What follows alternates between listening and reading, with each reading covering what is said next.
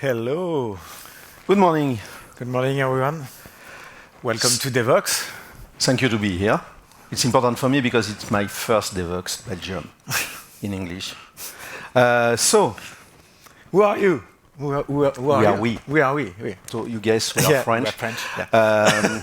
So this is Guillaume. He's a software engineer, and very important, is compose maintainer. Yes. This is main point. And Philippe is a principal solution architect.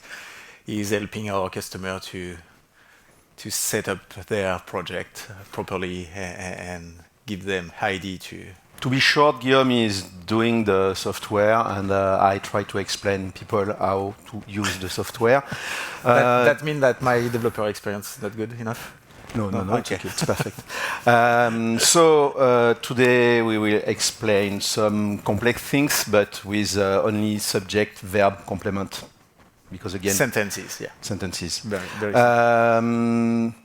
during the presentation, if you have any question, don't hesitate to raise your hand if it's possible. And if somebody has a micro, I don't know. Mike, maybe. But we can stop during the presentation to answer your question. Only easy question, of course. The topic or the goal of the project. We had some assumption, Guillaume and myself, about using very, very small LLMs. So I mean LLMs locally and LLMs with less than 4 billion parameters, for example. We are sure that we can do something with this, and we choose a topic, a kind of game. So it's why we name it. And to be clear, what we will show you during this talk is also, you can use that obviously with more and bigger LLMs than the one we will use during the presentation. It's just to show you that we can do also stuff with smaller model. So don't expect a game like Diablo. It's only text mode and it's a POC. For example, this is the map of the dungeon, so it's very simple. Yeah, that would be a TUI game. Okay, so about the agenda. So we will start with a little bit of introduction about generative AI basics. So completion, chat, embeddings, all the stuff. Then we will go a little bit more deep dive, talking about how can we give more knowledge to the model using RAG, and show how you can do that very easily. And then talk about function calling, so being able to get an access to very specific function of agent. In between, you will see that for doing this talk, Philippe has to develop a kind of micro framework to make his life easier for developing the example. It's only a wrapper on OpenAI Golang SDK, so you can drop everything and start with everything with your own code. The second part? Yeah, that would be more about starting crafting your own agent, how you can use the chatbot, and how we can use MCP servers to interact with our application. And at the end, you will have a full demo of an application, containerized application that will use local model and starting agent under the hood, and we will interact with this agent and the tool of this agent, and MCP server, and interact with the tool of the MCP server, and blah, blah, blah. So you should have a pretty good overview of all the current technique you can use to develop a generative AI application. So, of course, everything will be done with Docker Model Runner. Guillaume will explain you in the next section what is it.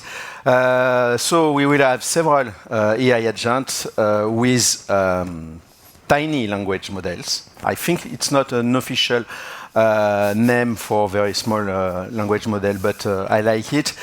Because of that, the demonstration should be strange because all the baby models are sometimes very stubborn, but they have some advantages. Oh, I did a typo.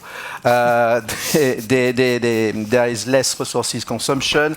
Of course, they can run locally on your machine or on a server, but some of them you can use it even without GPU. So if you have a small machine, you can start to learn generative AI without GPU.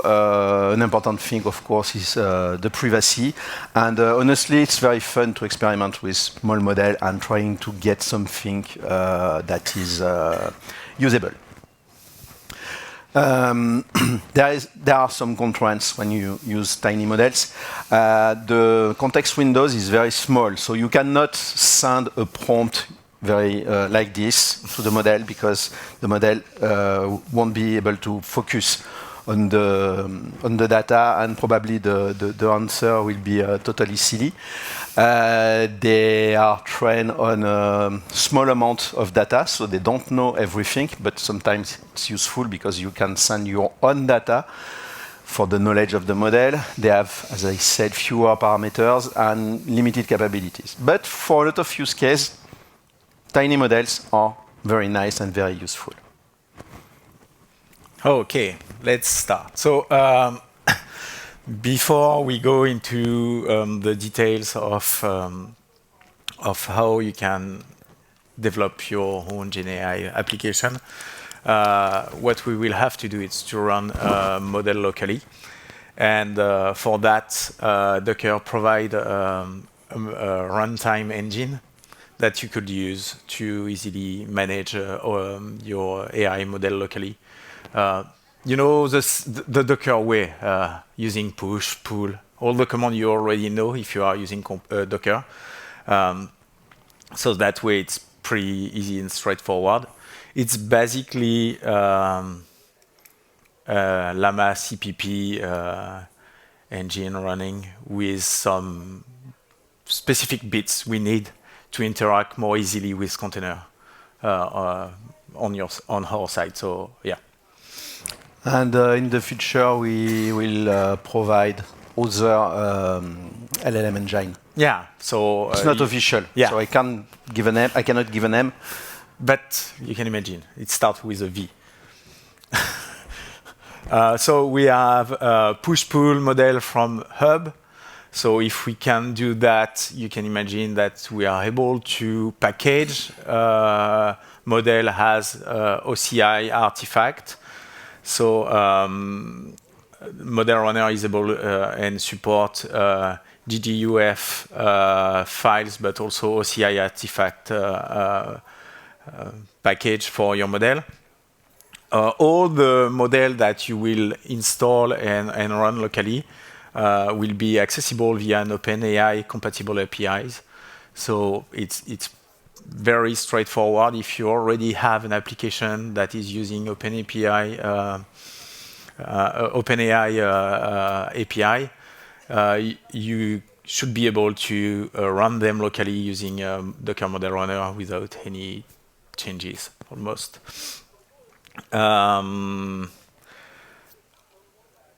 You can directly interact with the AI model, either directly from a command line, and I will show you how, and from Docker Desktop GUI also. You will be able to manage your model locally, display the logs, show the prompt that have been sent and the response from the model, and obviously we have a multi-turn interaction context that is kept. So as I said, as we are supporting GPT-generated unified format and OCI artifact, you can pull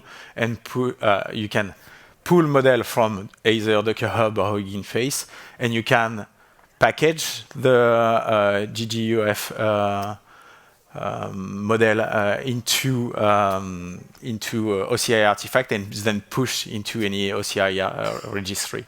So you can use them with your own private registry, yeah. Of course. If you want to have more detail, there is the official documentation. Model Runner is an open source project, so you can open issue easily. You can propose new features, whatever, and you can obviously fork it if you have very specific need that you don't want to share with the rest of the world. But yeah, and you have many blog posts about introducing and know how you can use Docker Model Runner, and obviously there is the official doc. So let's start. The first demo I will do will be, or maybe directly from a terminal. Up. So there is a command Docker model, and if you go over there, you will see that there is already a bunch of stuff you can do. You can ask the disk usage to know if you need to do some cleanup, because at some point downloading gigabyte of models take place on your machine. You can inspect, you can install the runner when you are running with Docker CE. So it works.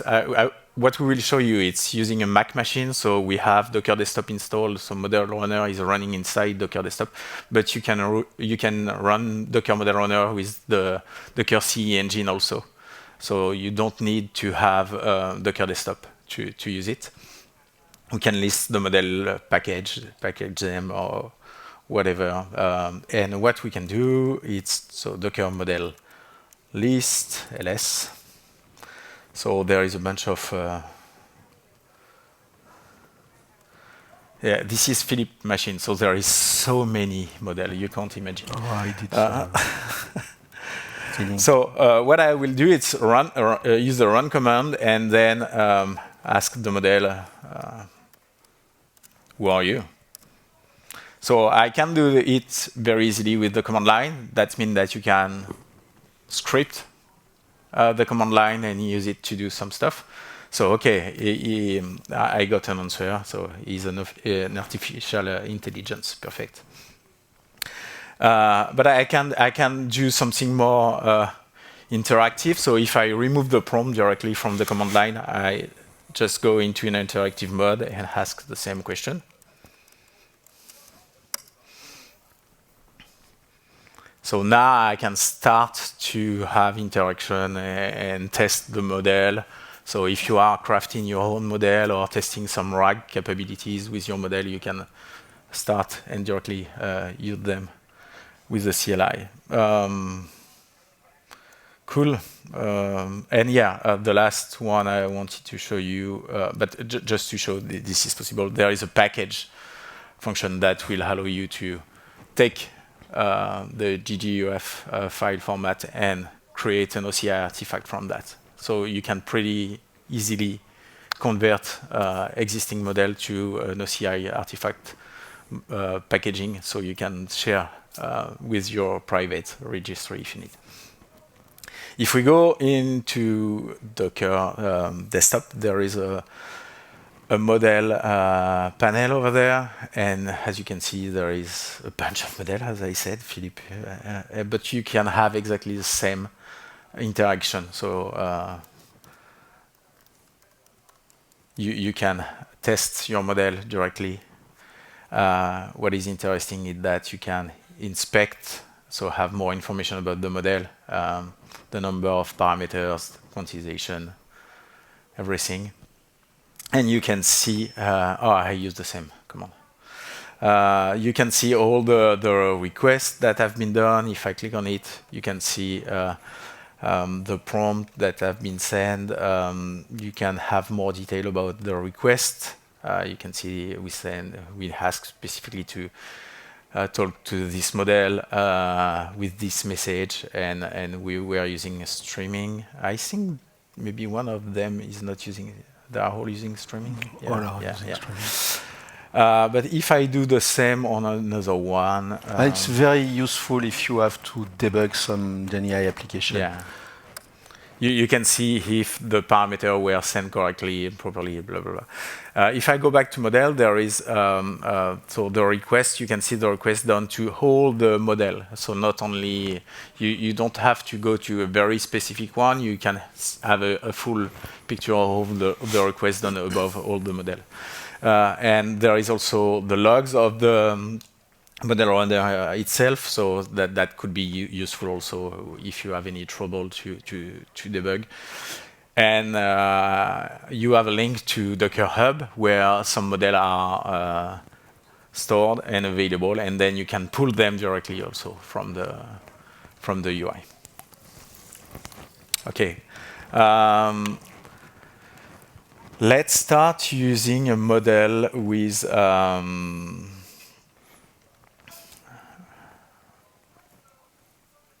chat completion, okay? So, what we need to, when we want to discuss with a model, it's to send to that model a prompt, which will be a request, and in that request, as we have seen a little bit previously, you need to provide which model you want to talk with, different kind of option, like the temperature of the model, the verbosity, many different things that your model can accept. And then you will have the messages, and there is two types of messages.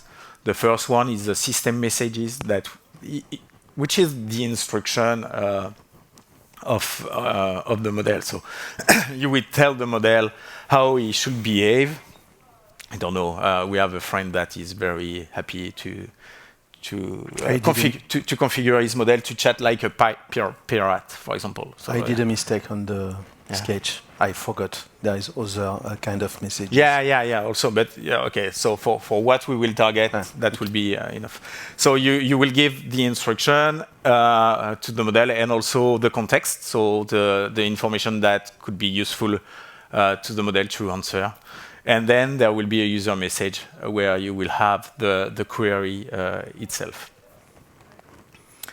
So let's do that using, so I won't spend too much time on this one, but let's do that using a curl. Okay. Then, okay. So we will do a bash script. We will see later how we can do that using containers. But first, let's do that very easily. So what we will do is create a non-variable called system instruction where we will pass all the instructions. So, for example, you're an expert of medieval role-playing game. And then the user content, so that will be the question we will ask to the model. So what is a dungeon crawler game? Those information will be used as part of a struct in the message we will send, that is the message array, where we will have both the system and the user content. And on the top, you can see that we define the model and the option that will be applied to the model. Okay, and then we will echo everything inside the data, so we can pass that as a single parameter to the curl command. So let's check the result of that. Come on, how I can do a right click? Yeah, but I want to open the terminal. Okay. Sorry. We don't have the same keyboard. Yeah. Double click, okay. Sorry for that. And Guillaume doesn't like bash script. Yeah. So he's hitting me right now. So let's run the bash script. So this is the one we see over there. So all the instruction I show you, the user content, the request itself, the whole request. So I send the question, and then I get the answer from the LLM. Cool, perfect, it works. Let's do another demo. This one will be focused on adding some Using Golang. So something more concrete, more linked to the code. So how you will do that inside your code. There is plenty of SDK in all the languages that will help you to craft your request and everything. So Guillaume said that we are providing Llama CPP with Docker Model Runner, so you can use it is compliant with the Open AI library API or SDK. Yeah. That means that you can use almost every AI framework in any languages with Docker Model Runner.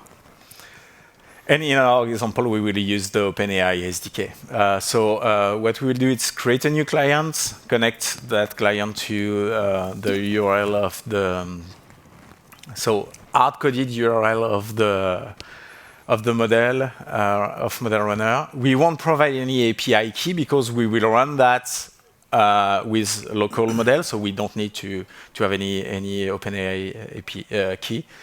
And then we will do basically almost the same. So depending of the SDK you will use, that will change a little bit. But the OpenAI one on Go is using a chat completion message parameter struct, and we will pass the system message that will set up the parameter for the system message, and then the user message, and then we will pass them as part of the message attribute of the chat completion new params with the model and the different options. So inside the OpenAI SDK, you will have multiple parameters for the option.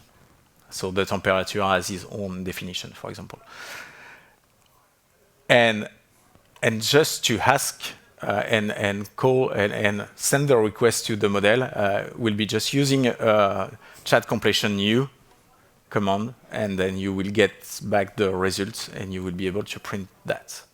So let's go. No, I can't. Sorry, you have to show me. Okay, 2 fingers like that. Okay. So go run main. Show the code. Yeah, I will show the code. You're right. So the base URL, we will use the OpenAI client with the base URL. Then the message, as we the same way we have done that with curl, and just call the request.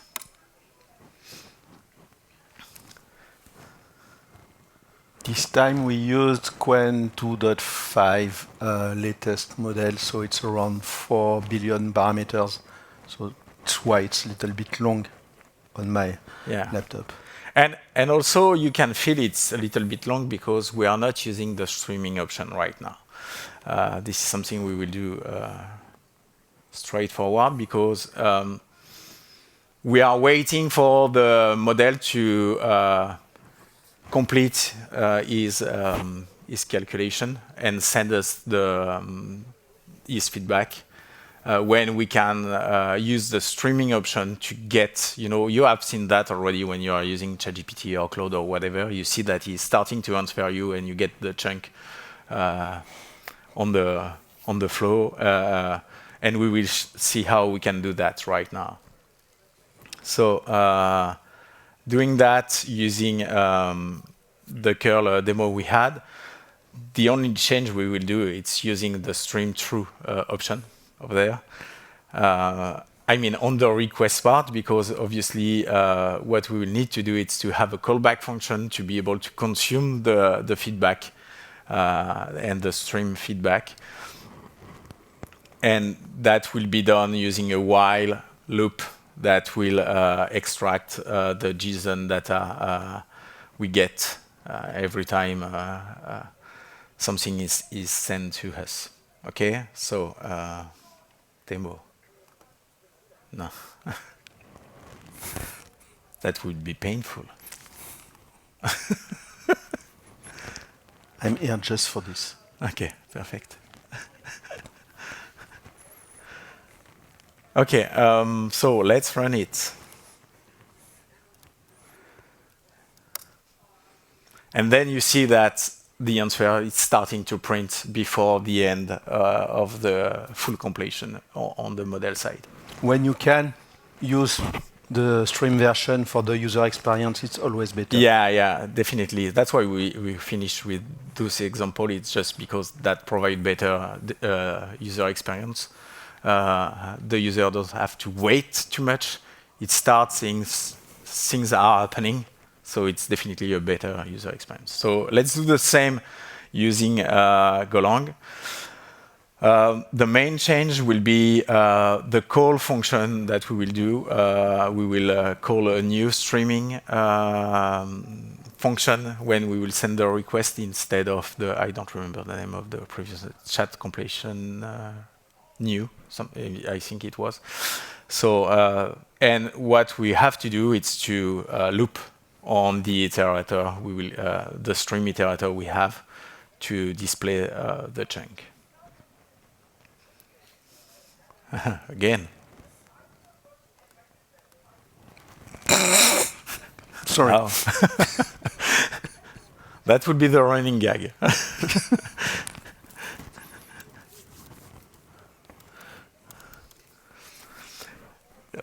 So if I run it, I can show you the code, obviously. You see the result is appearing on the fly.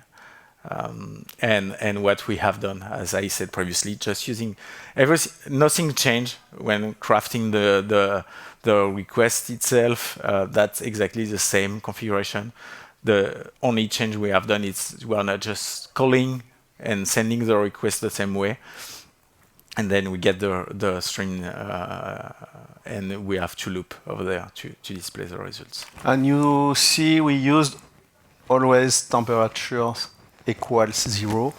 So most of the time the answer is almost the same. It's almost deterministic.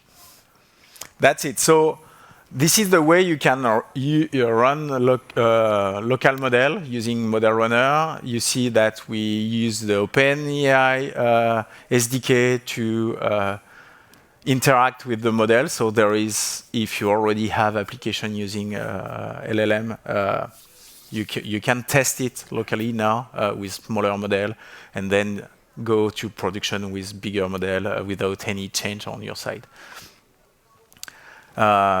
I think the next step is more about the concept that Philippe will explain to you. Okay, right now, is it understandable? Yeah. Any question? Even with our French accent? Perfect. It's okay. I saw this also. We'll try to do our best. Sorry for that. Okay, let's speak about the tiny models.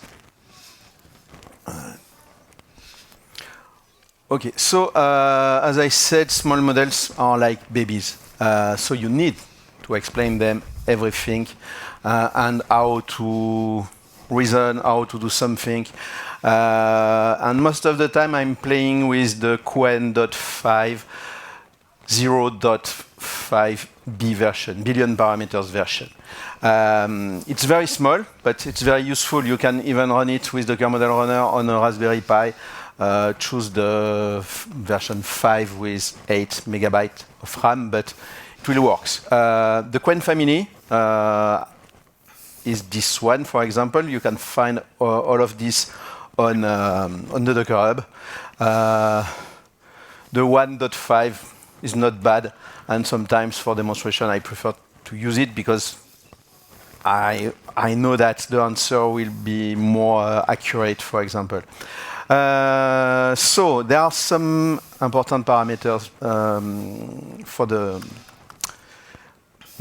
impact of the parameters is important when you are developing a GenAI application. The model capacity, the size of the parameters, it's the ability for the model to understand the complexity in the context. And the more you have a big size of parameters, the more you need a huge workstation. So the size has an impact about the memory usage and the speed of the inference of the completion. So you can improve the capability of the models thanks to the number of the parameters. If you choose the Qwen.5, no, it's more than 4 billion parameters, it's almost 8 billion parameters. The model is pretty good. So at the end, you will have very accurate answers, for example. But you need to increase the hardware requirements and the processing time, of course, and the price could be higher, of course, with that. Another important thing is the temperature. We will use it in all the demonstrations. So if you use a temperature equals to 0, the answer of the model will be more deterministic. If you use something around 0.7, the model will have more creativity. And of course, if you augment the value of the temperature, the creativity will be higher. But with small model, if you try a high value temperature for the temperature, the model will probably start a kind of loop and never stop, and did some hallucinations. So for small model, use a small temperature. It's better. Let's do a quick demonstration. So this time I use the very small one. I explain the model. I'm creating a list of messages. I explain the model that is an expert of medieval role-playing games. His name is Elara. And I ask Elara, tell me something about you. The temperature is about 1.8. So normally it's not a good idea. And I'm doing the stream.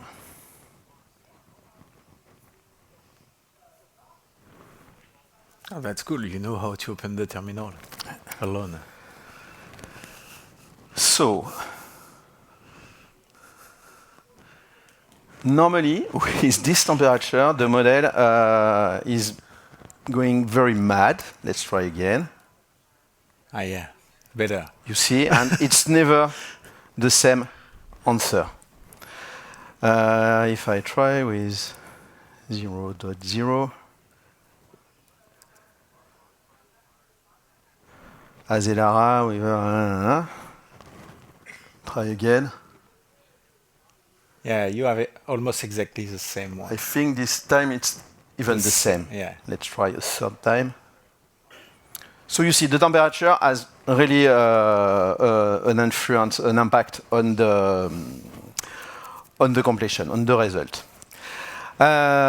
Which could be good if you want to put some creativity inside the answer of your model, obviously. But if you need to have something very consistent, less temperature, it's better. It's a better option. Yes. So now the context, for example, this system message is really important for the behavior of the model. So let's try another demonstration.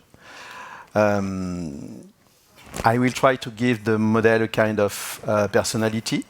It's always difficult with a very small model, but let's try it. So the draft of my little chatbot. So it's almost the same code, but this time I did a loop to read my questions.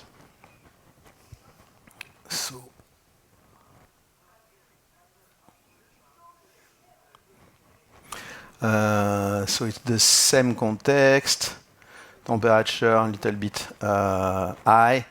Top P, it allows the model to be more focused on the question. The model won't try to... in fact, it's like if you ask the model to to provide his best message. If the model has several answers for same question, ask the model to give the best one. And I'm doing the stream. Okay.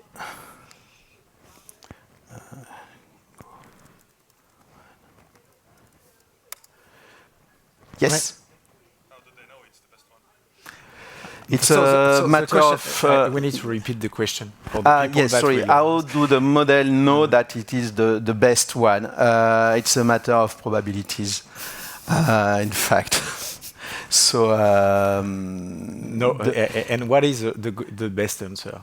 Even if I ask you something and you give me an answer, how can I be sure this is the best answer you can provide to me? It will depend on so many things, so... All the tokens are generated with probability, so and the model generates several tokens with several probabilities. So we ask the model to keep the best probability. But I'm not a math engineer, so it's a little bit complicated for me to explain that. I'm sorry. The model asked me something. Hello, I'm Philippe. Okay.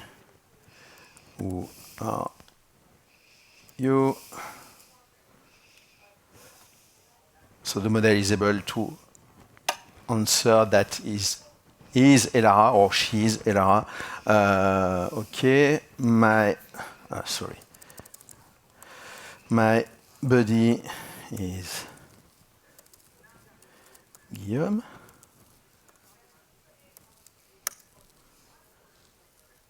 So it's a small model. So yes. Elaborate a bit more on the difference between the top P parameter and the temperature, because I was under the impression that the temperature had the same effect. That is being more creative. It was not choosing necessarily the best answer. Yes, you're right, but it's really linked. The question, yes, but you can repeat the question. Yeah. So, but I'm not sure. I got it. So, okay. What is the difference between top P and temperature? Temperature, it's more about the deterministic. It's more, if you want to have more deterministic answer, you use the temperature. If you want more creativity, depending on what you choose to have. Yes. And top P, in fact, the result of top P, if you want that the model stay focused on what is your question, and not try to think about something else. Yeah. But yes, you're right. It's almost the same. And but there is an overlap a little bit. Yes, but the theory advised to use both of them to try to find a good balance for the answers. So I said my buddy is Guillaume, and yes. Would that mean how literally it takes the question instead of it trying to think of what you are meaning with the question? Yeah. So this is not a question. This is a. Sorry, I'm not sure to hear you very well. So sorry. But would that mean that means how literally it takes the question instead of trying to think of what you are meaning? Okay. So the question is top P the way the model will translate, answer, get the question rather than I'm not sure. So translate the question or. So if I'm a human and you ask me a question, Yeah. I can either take you. The question in different fashion. Yeah.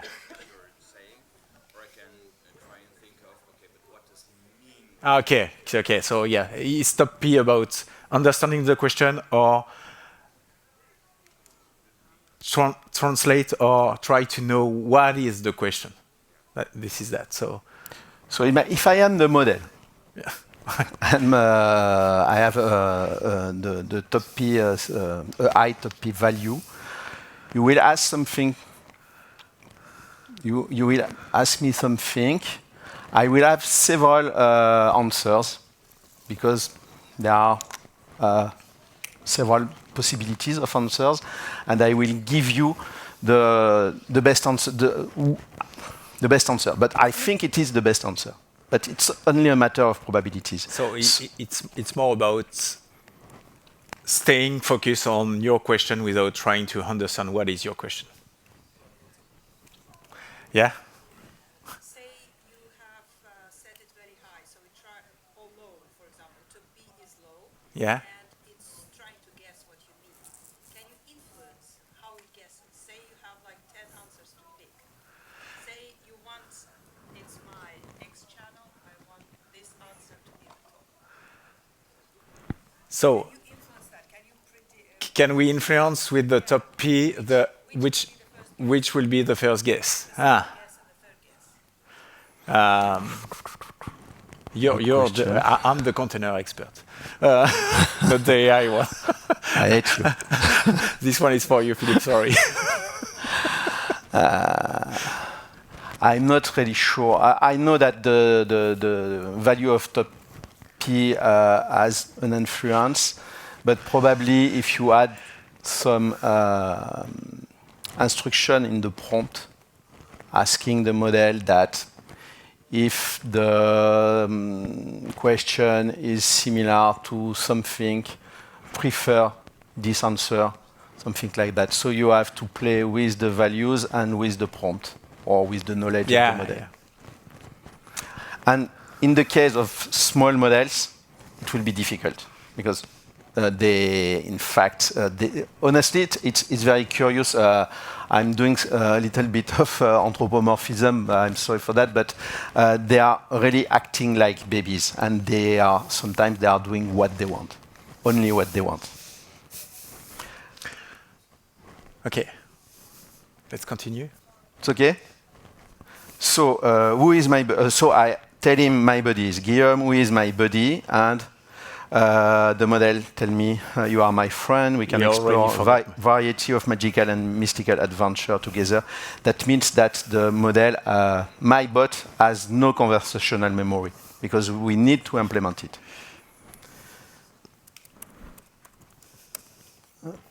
So I will just quickly show you the part. Let's do that. About the memory. Yes, conversational memory. Sorry. So this time I'm creating outside the loop a list of the message with the first system message.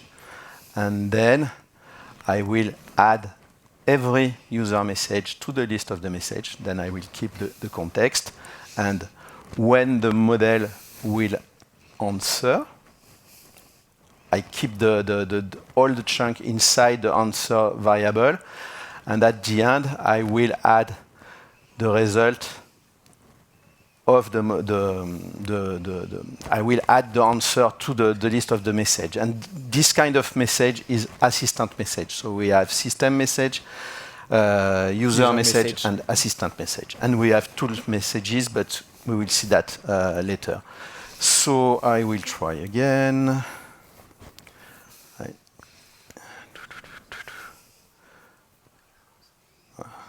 Okay.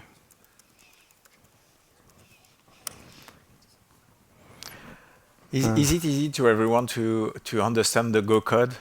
I think we choose that one because we are using Go code every day, but also because this is pretty simple to read, even if you are not a Go developer. That's okay?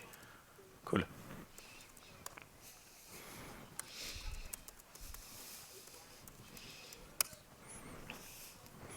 So I tell him I'm Philippe, my buddy is Guillaume,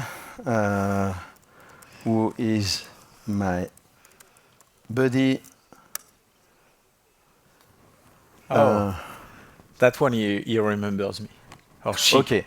So sometimes, depending the size of the model, the number of parameters, the model will speak about Guillaume, but the model will tell, I'm Guillaume. Or, but normally, most of the time in English, it's okay. I did the same demo, but in French, and this model wasn't able to keep the conversational memory in a correct way. So you need to test everything, in fact. That's why we say it's funny to use. So now we will add more context to the model. This time, I think I put the context in a file. Yes. So this time it is normally it's the same, but so I use Markdown for the context because I can structure everything. And in fact, the LLMs like when the data are structured. It helps for the focus, for example. So this time I give some character profile, instructions, guidelines, and again, depending the size of the model will follow step by step all the instruction. So the code is almost the same about this part. I'm reading the file, and I will try. I thought I prepared some instruction, but never mind. Up, tac. Go on.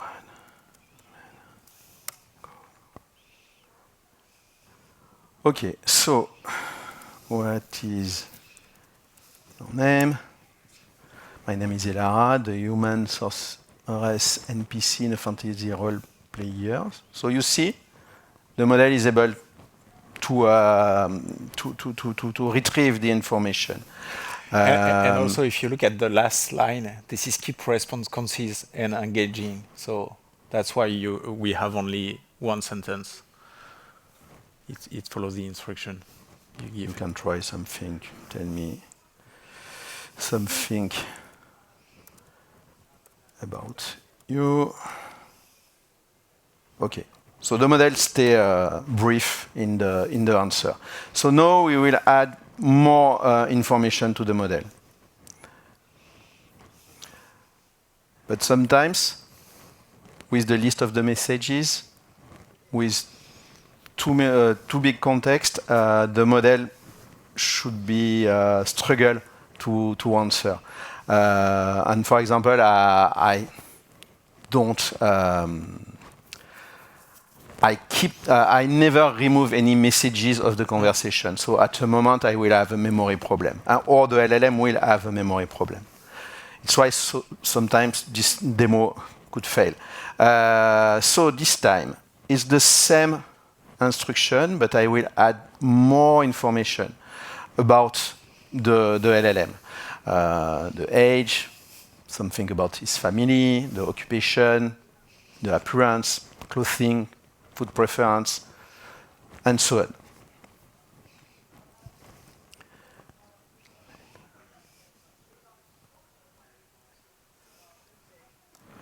So. So the question is, do we use Gen AI to generate those Honestly, instructions? yes. No, I have no imagination, in fact, so I wasn't able to find appropriate data, and I wanted to have something enough long for the context. So this time I will ask, I will chat with Elara, so background and personality. Tell me, there is something about his family, I think, yes. So, hello.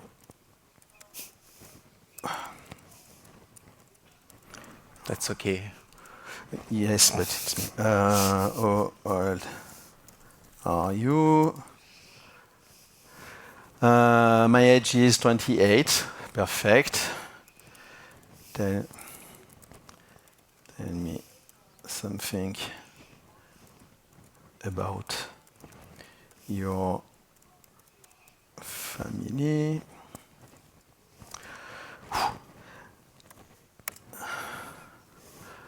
I have no family in this game. Oh, It's complicated. Give me the list of the person in your family. no. Okay, and I will try something else. Obi. Give me the list of your goals and aspirations. This kind, it's a little bit better. But sometimes at this moment, everything is crashing because of the memory. And if I try with a bigger model, the question will be better. But let's try to stay with this little model.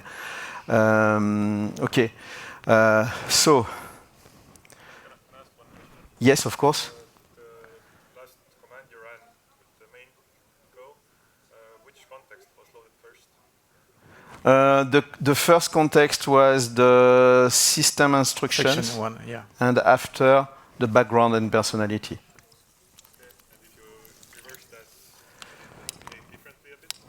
Sometimes yes. Because, and it's why when we are doing generative AI application with, sorry, the question was if I start with the background and not with the system instruction, The answer will be different. the answer should be different. There will be an impact of the answer of the model because of the focus of the model and the size of the context. And it's why we need to reduce the size of the context to allow the model to have a better focus on the data. So the strength of the small model are the speed, and you don't need a big infrastructure to run them.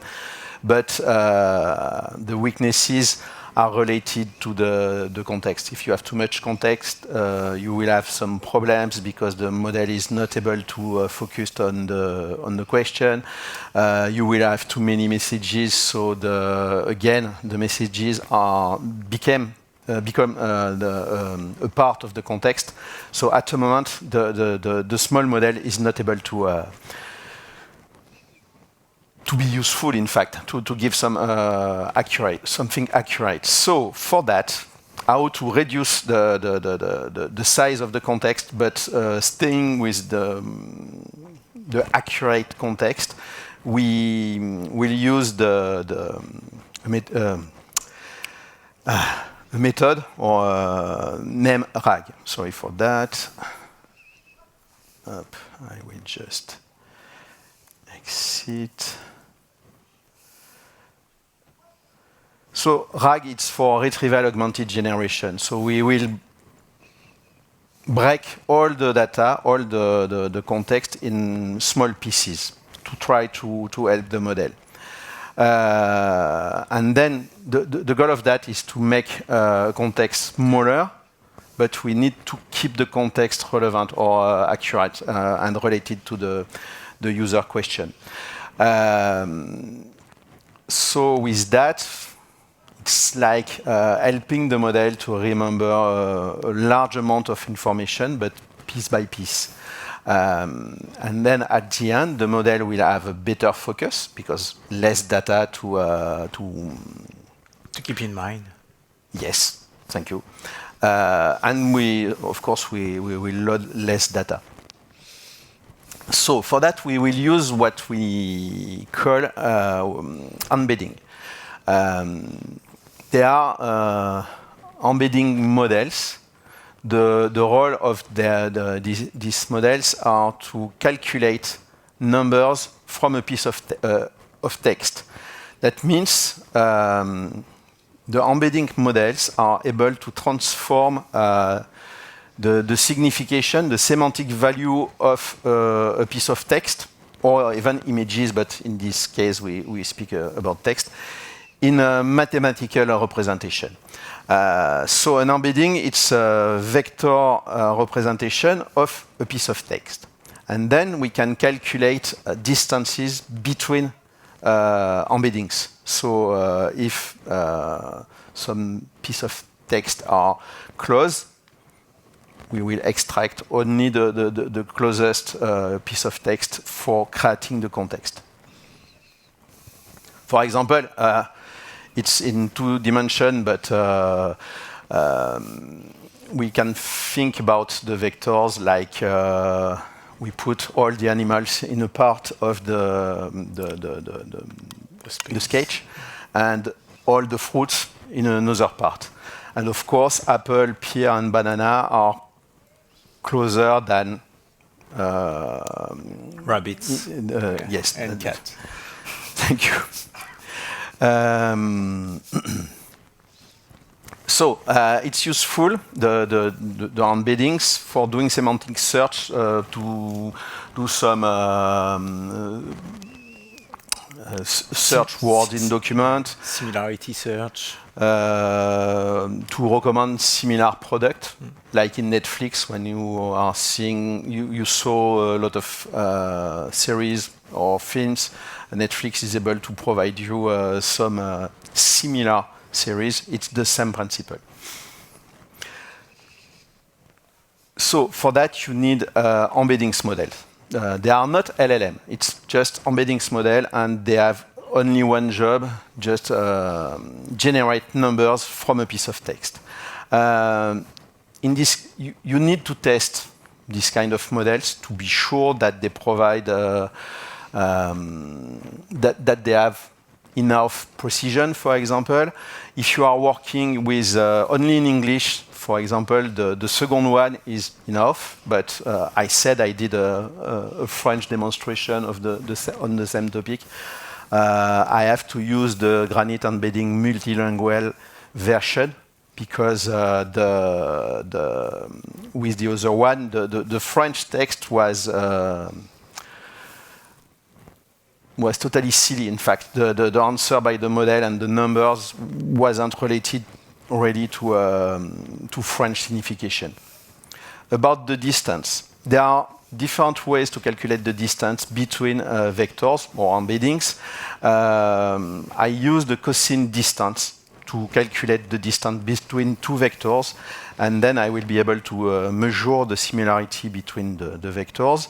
And the more the vectors are close, the cosine value will be around 1.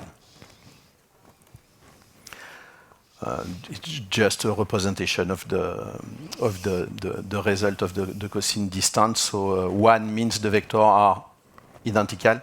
It is the same text because they have the same direction. And -1, of course, that means that they are in opposite direction. I have some demonstration. So. In the RAG package, it's only the cosine similarity. I did my own function, but if you use some vector databases to store your vector and search the similarities between vectors, the method to calculate the distance is provided by the databases. You don't have to implement yourself this kind of method. So in my example, I did a slice with 4 sentences, and I will calculate with the embedding new method. So it's from the OpenAI SDK, the embeddings from the user question. So I will have the embeddings for every piece of the slice. Here, I calculate this for the slice, and I will calculate the cosine similarity, the distance between every chunk and the user question. So let me, and for this example, I said that for this value, I estimate that the similarity is good. So where is the question? The question is which creatures swim? So let's work on this.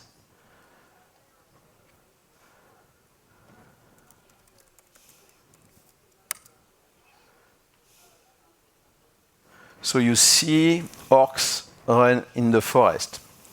Of course, orcs are not swimming. Dragons fly in the sky. They are not swimming, but goblins and krakens swim in the pond or in the sea. So my estimation is that they are near the question of the user.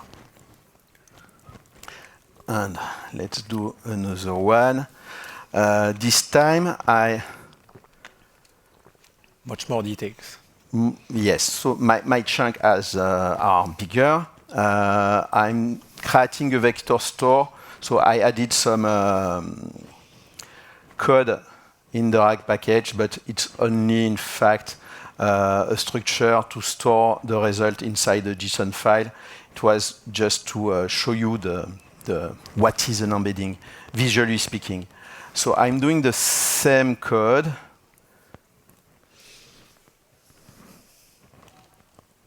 I will search something about dragons.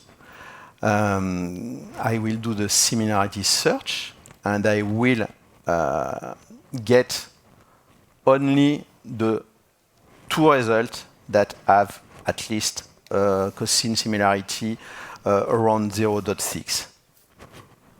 We have a question. Yeah. The models that calculate the embeddings, are they deterministic? Yes. How you calculate the embedding? Are they deterministic? So how they calculate the embeddings, I don't know. It's the model is doing this, but it's not a LLM. So they are not using probability and so on. So they are deterministic. So for a same piece of text, you will have the same vectors. So let's run it.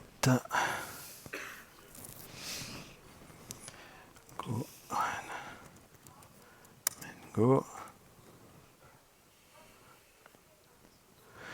So the model generate the chunk. I generate in advance the vector stores the value, so you can see that for every chunk, I have a numerical representation of vectors.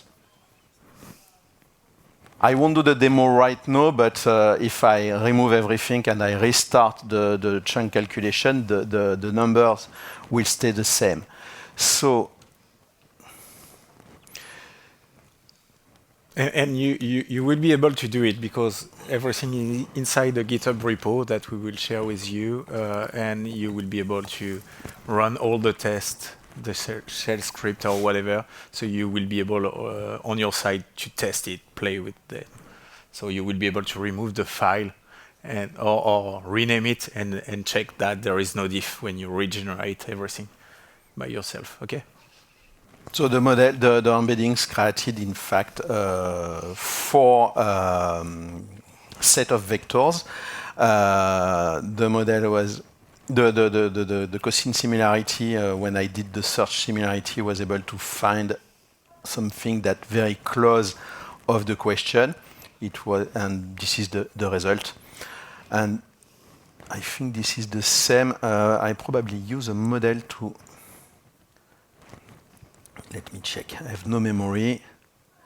But yes, at the end, I ask this time a LLM to generate something from the content of the similarities. So this is the last answer that is generated from the part about the dragon. But as you can see, Philippe asked to get the 2 best results, but as there is only one that match and was above, I think it was 0.65, something like that. The similarity, this result. There is at some point a place, yeah, over there. So 0.6. 0.6, and ask for the two results, but there is only one that match the 0.6 similarity check. So that's why we only get one result at the end. When we started the content for these universities, at this moment we had everything we need to start to create our small agent for the dungeon. So we extract a piece of the whole application to create an agent with the similarity search.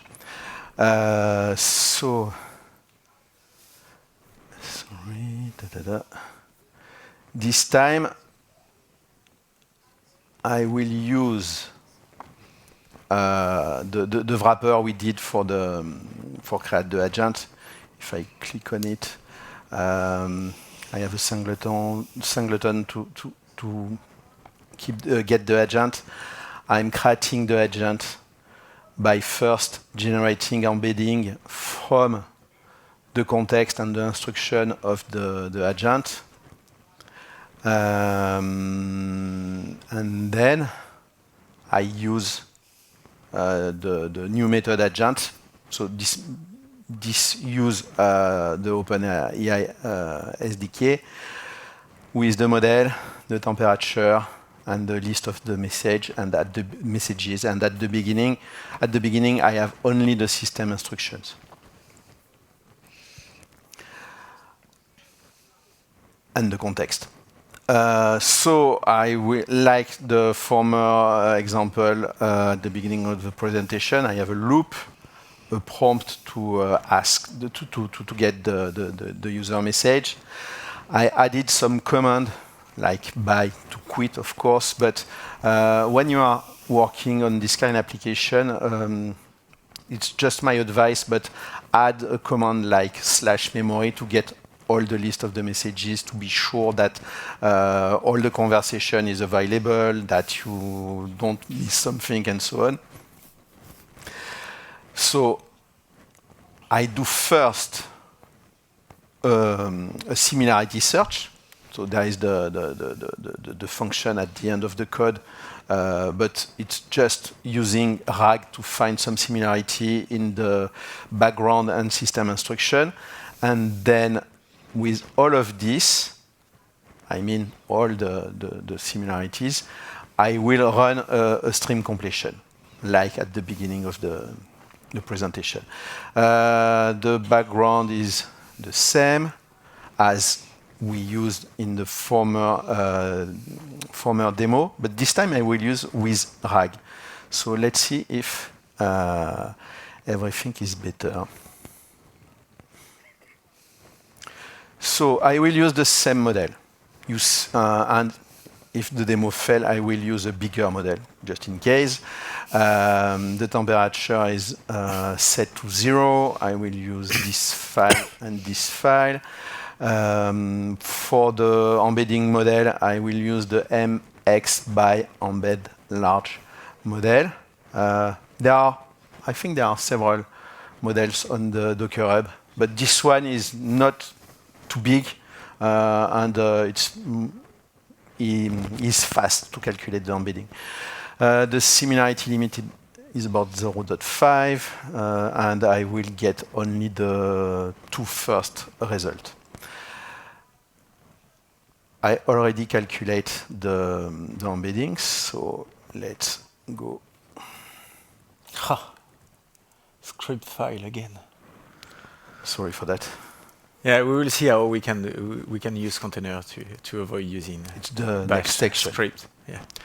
So the vectors have been loaded, and let's try with the first question. Hello, what is your name and how old are you? So you see the model did first a similarity search in the vectors, The model is able to answer that his name is Elara and she is 28 years old. So about the family, it was a fail before, Yeah, right? it was a failure. Totally Okay, failure. let's try again. Tell me something about your family. My family is a mix of humans and elves. My mother is killer herbalist. My father is a scholar. I have a younger sister named Lyra, who is also traveling bard. I have no children. So this time it's okay. Let's try about... Why did it take j'ai pas entendu. Sorry, can you speak louder, please? why did it take from that it's a mix of human and elves? Because So why it takes the It was an hallucination. mix of human and elves? Yeah, that was an it was an hallucination because I have another character that is mid human and elf, but not this one. This one is human. So Even though the temperature was set to 0, it still hallucinated that. yes. Yeah. Remember, this one is only 0.5 billion parameters. So this is a very small model. So If we use, we can try with the bigger one. yes.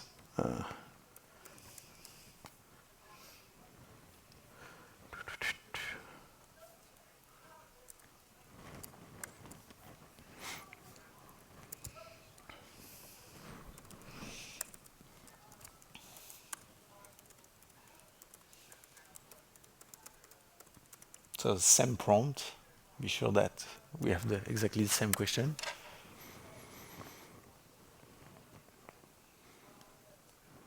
So this one is more verbose. My mother. No, I think it's not so much better. My mother Serafina. Okay. My father Marcus. Lyra, my younger sister. I have no children.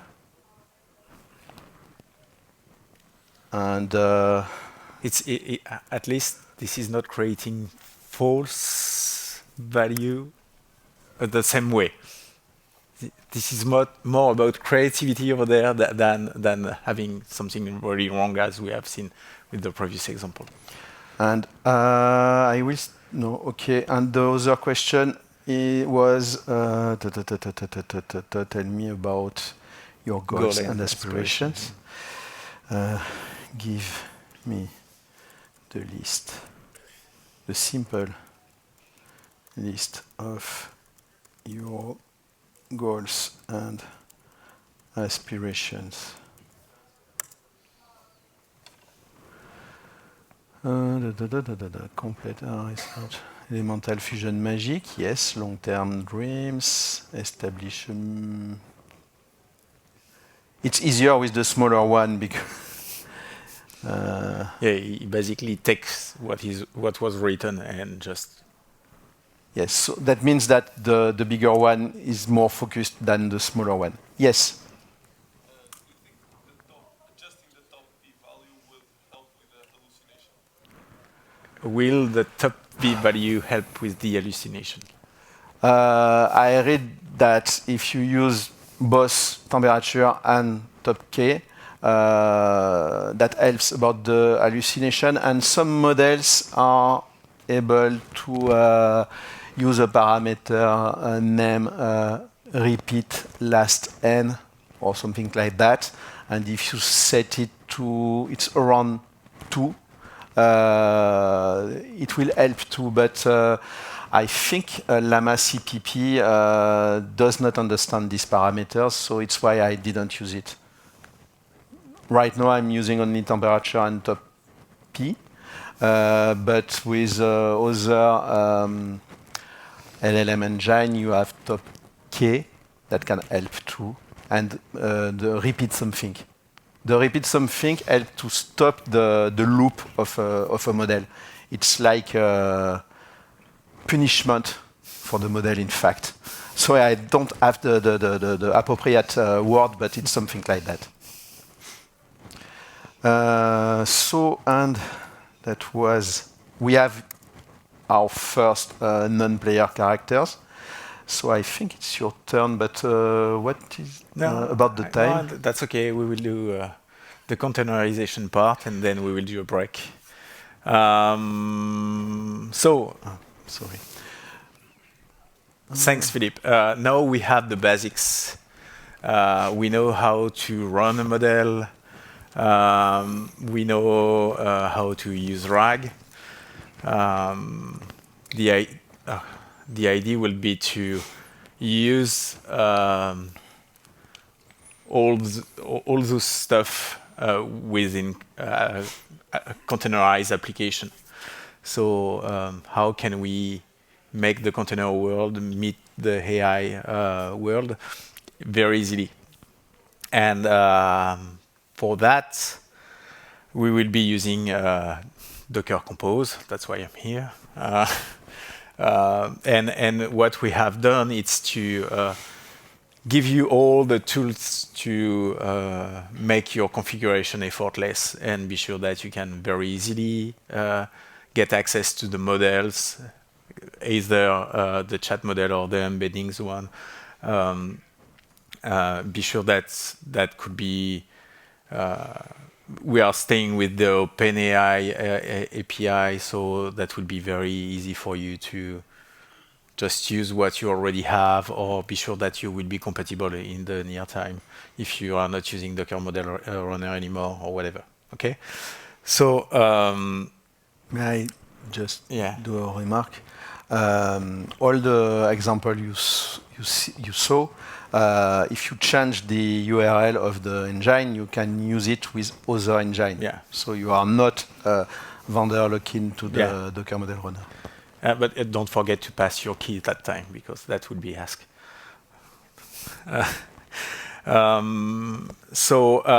What we have done is we added a new top-level definition inside Compose. So we already use Compose, Docker Compose. Yeah, not so much.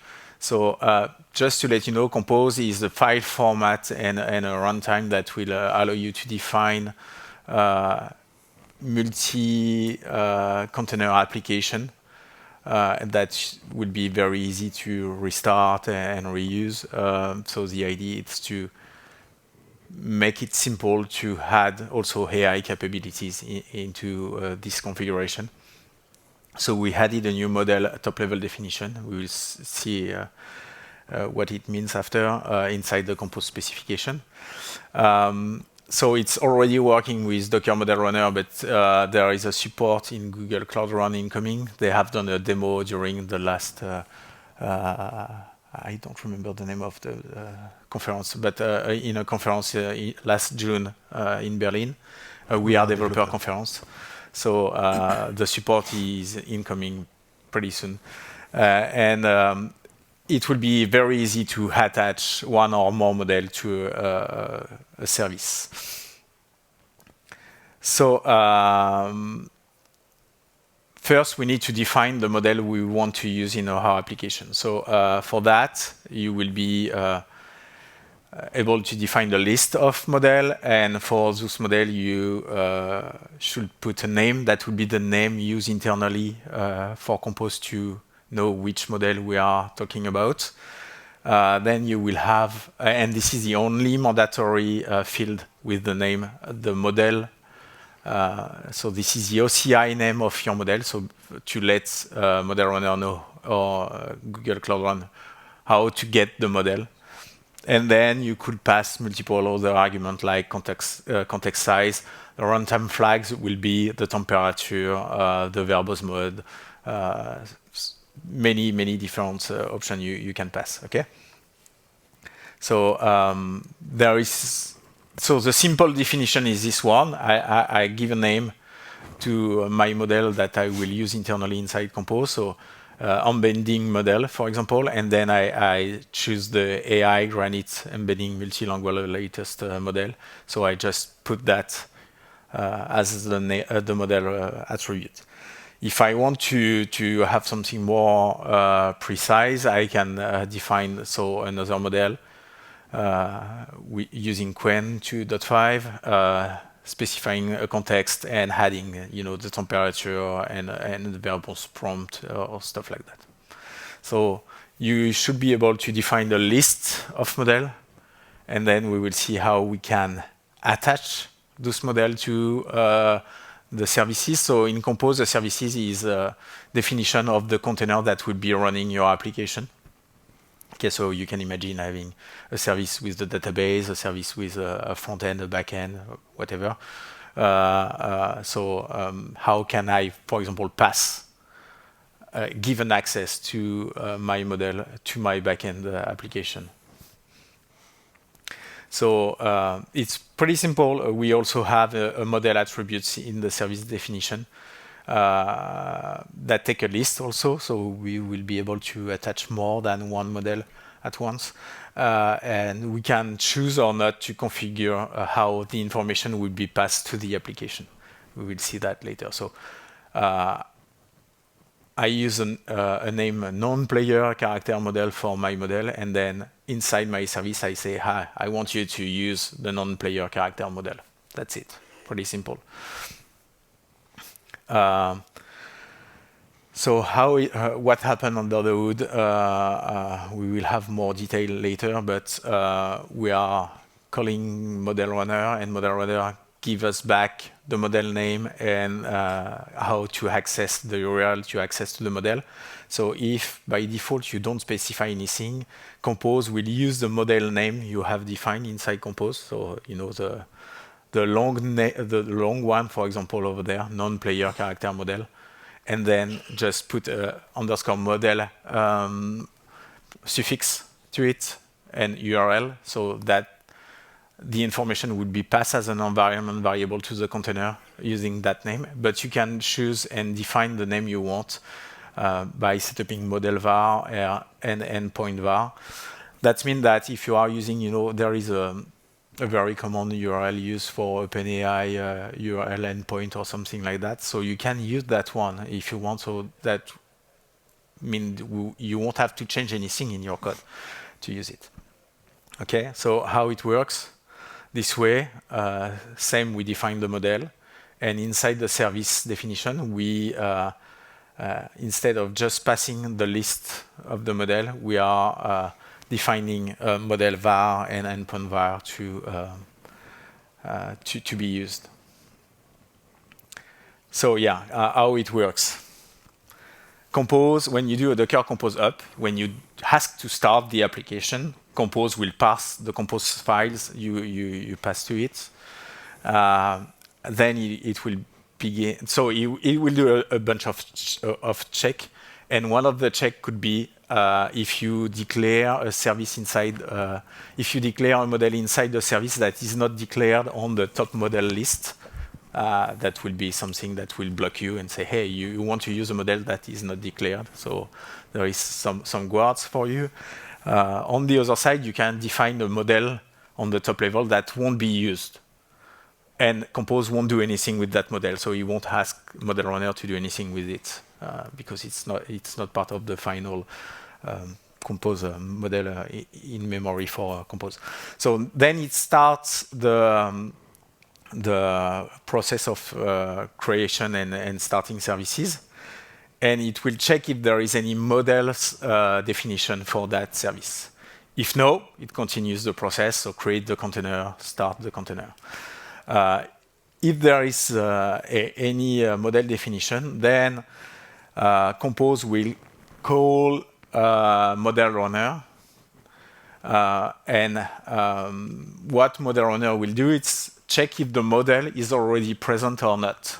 If this is not the case, a model runner will pull the model for you automatically under the hood. And when it's done, then we will it will do all the configuration. So all the parameters we have passed in the Compose definition, the temperature and stuff like that, will be passed to will be used by model runner to configure the model.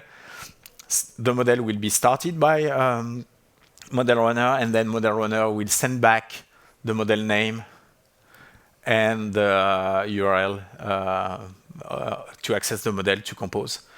And compose then will check, will start to set up the env variable to pass to the container. It will check if there is any custom definition of the env variable. So we have 2 paths over there, but in fact there is more than 2. There is so if you don't change any of the env var, model var or endpoint var, that will use the default value, the model underscore model or and model underscore URL env variable. Otherwise, that will use the one you define. But you can imagine choosing to change the model var, but not the endpoint var. So there is multiple combination of that. And then when it's done, it will set up this environment variable inside the container and then start the service itself and continue the start of the application. So there is another version of the split graph if you want. It will be available in the GitHub repo. So let's check with a simple model. Yeah, I will try again. Oh, no way. Okay. So during that time, in that compose file, can you reduce it? Thanks. In that compose file, we are using 2 models. One chat model, which is called Sorcerer, using Quen.5 model, and an unbending one. We are just using the same example as Philippe just showed you, but doing the containerization of this one. What we have over there is a Sorcerer agent. I embed the Docker file just to show you that you can do that. You can have the Docker file embedded directly inside the compose definition. And we set up few environment variable to tell the container where to find the system instruction and the background and personality for the model. We pass also the name of the model. Okay. If I go in the code, you will see that I'm using sorcerer.url. So that's what I explained you earlier. As I don't use any specific value for model var and endpoint var over there, I will have sorcerer_URL to get access to my model. So just get simply the URL to access to the model like that.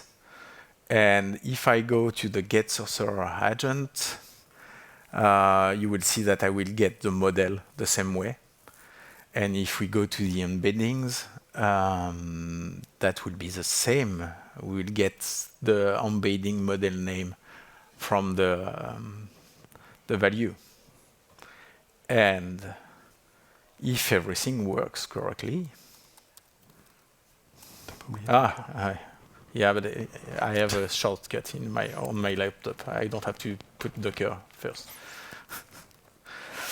So I will run in detached mode because there is plenty of issue with TTUI with multiple containers. So why it's building the image? It's because it's inside the. I wasn't expecting that.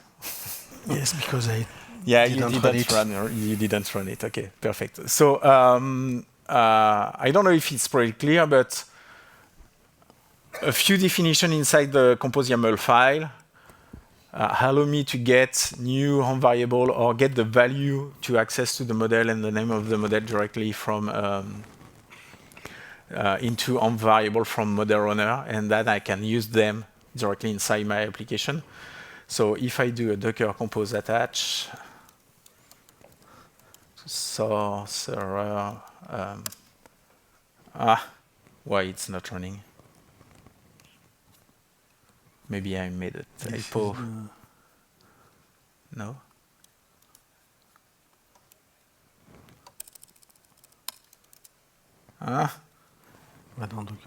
Go in the connector. What happened?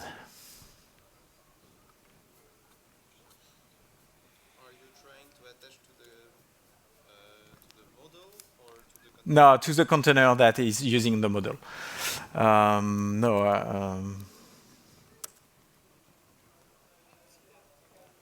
Okay, the agent is running.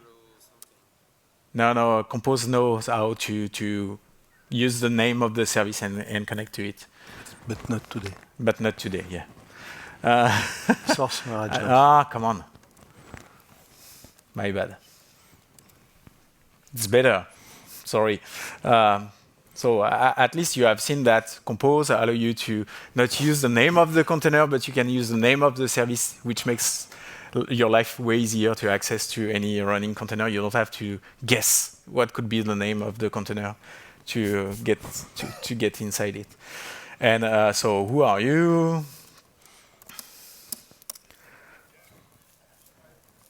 And we have all the information the same exactly. I won't do exactly the same demo because it's not very valuable for you. You already have seen it. But what I could do is do the same with an exec. My bad. So I jump into the container.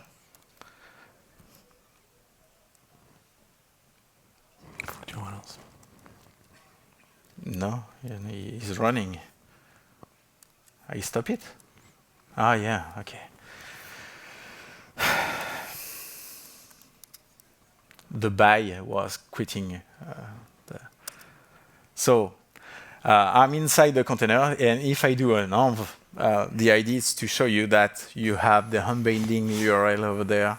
You have the sorcerer URL. You don't have to guess what is the value, the model runner, doc internal, that was passed directly by Docker model runner. And you have the model name available there. Cool.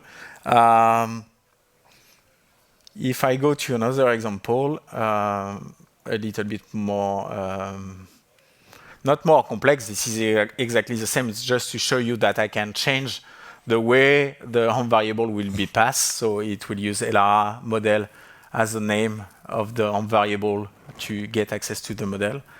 And this one will give you the access to the URL of the model. So the only change I have in my main.go was I changed the home variable I was getting access to, okay? And if Philippe put me at the right place.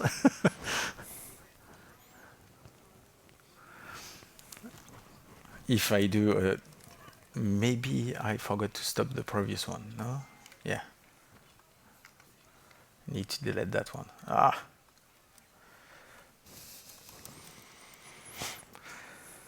I won't get access to the terminal of the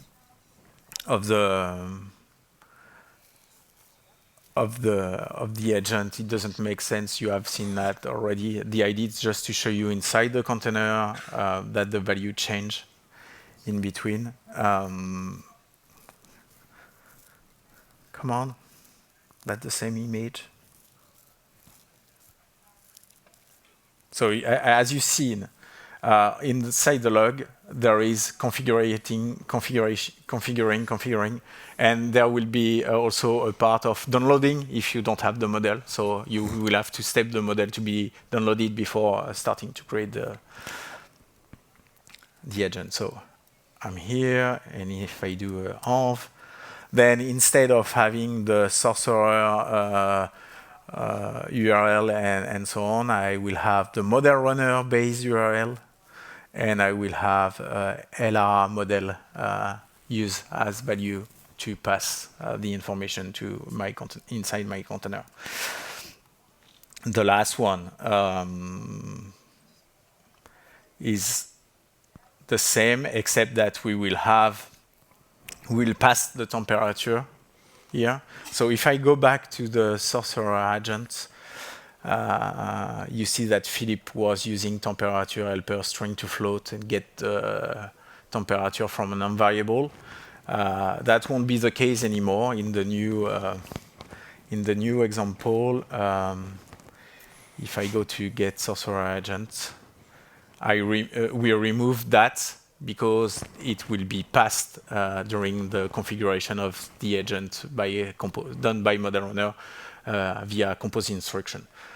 There is no better option between the two. It really depends on what you want. It could make more sense from time to time to choose and change the temperature directly from your code application, but if you don't need it, maybe passing it directly from the model configuration inside Compose is a good option. What if you do both? Good question. I think depending of the way you implement your code, if you are passing the temperature every time, and that this is part of the request, and you get that value directly from your source code, so the way where you read the information, that one will be used. But you can override the temperature inside the code. So that put a default, using Compose that will put a default value that could be override with any request depending on the value you pass, obviously. So again, so it starts faster because all the images have been built. And if I go to the agent, come on. Why it's taking so long? Strange. Yeah? What happened? I broke everything. I'm like, Okay. Ah.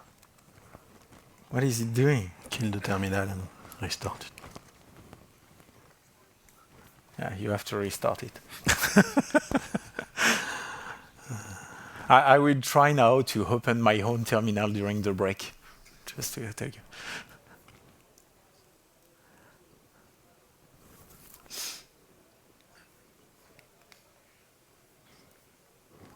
Stupid.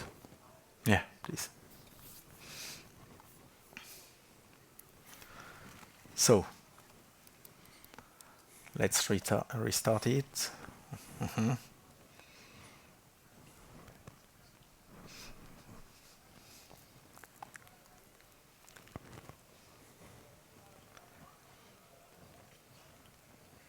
And then what we will see, you can imagine already what we will see inside the container.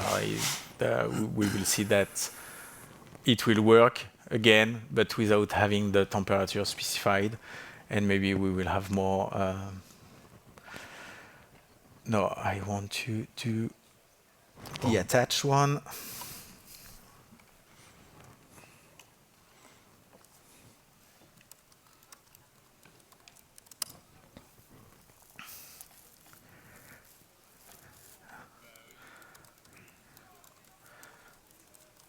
It's supposed to be more chatty.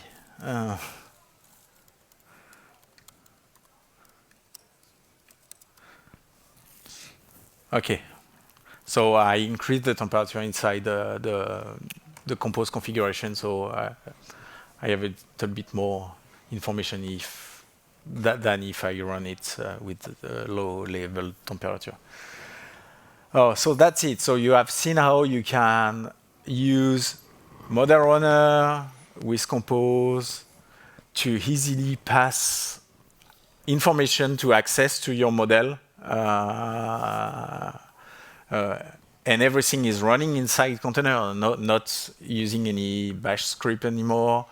All your application parts are running inside their own container. They can discuss together. They have access to the model that are running on the host, because for those who don't know, when you are running Docker on a Mac or a Windows machine, we are using a virtual machine under the hood, because this is a pure Linux technology, and so it's start to be complicated from a VM, and especially inside a container that is running inside the VM, to get access to the host GPU or any TPU resources.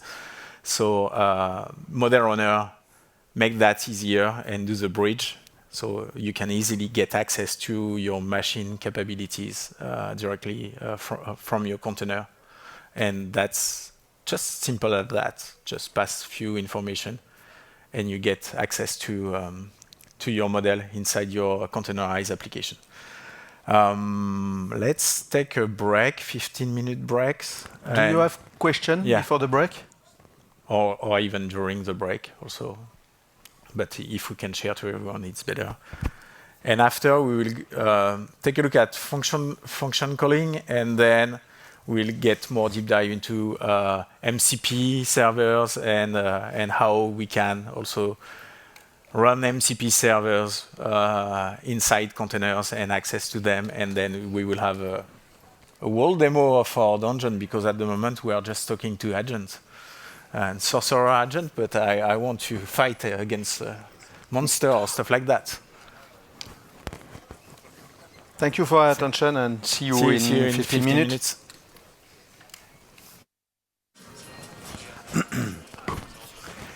We are back.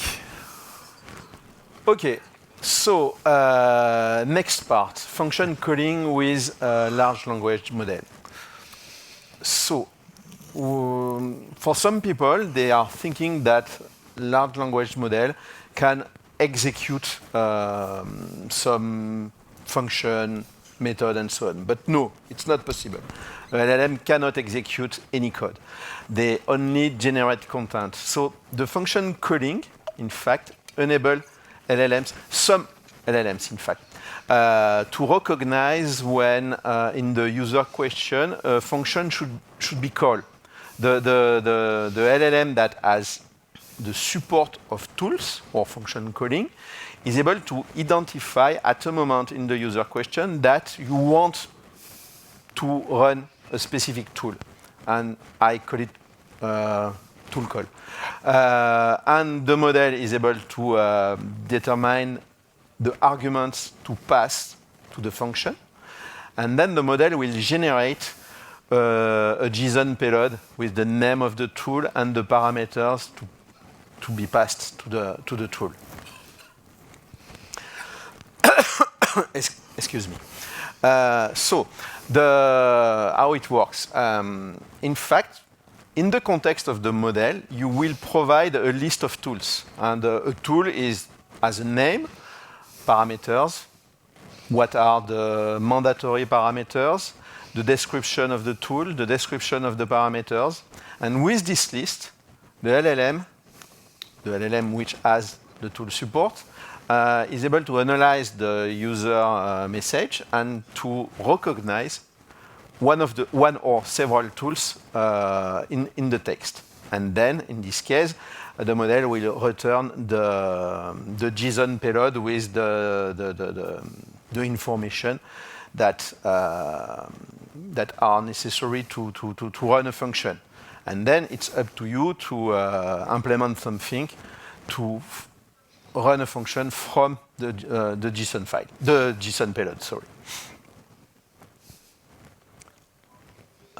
And then you can get the result of the execution of the tool, put it in a end of the context, and then the LLM will generate a final answer.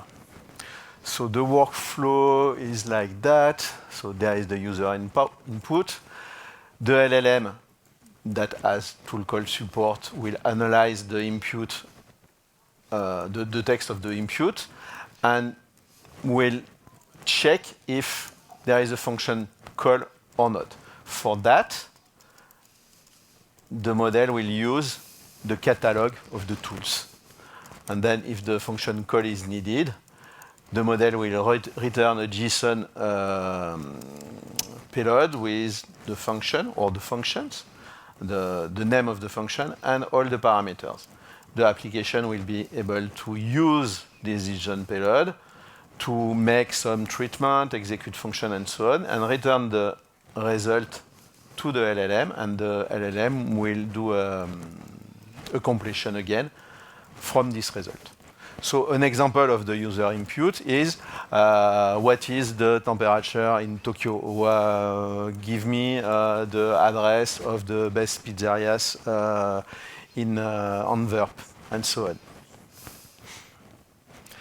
About the function calling and the small language models, and especially the tiny language models. The small language models are very bad with function calling most of the time.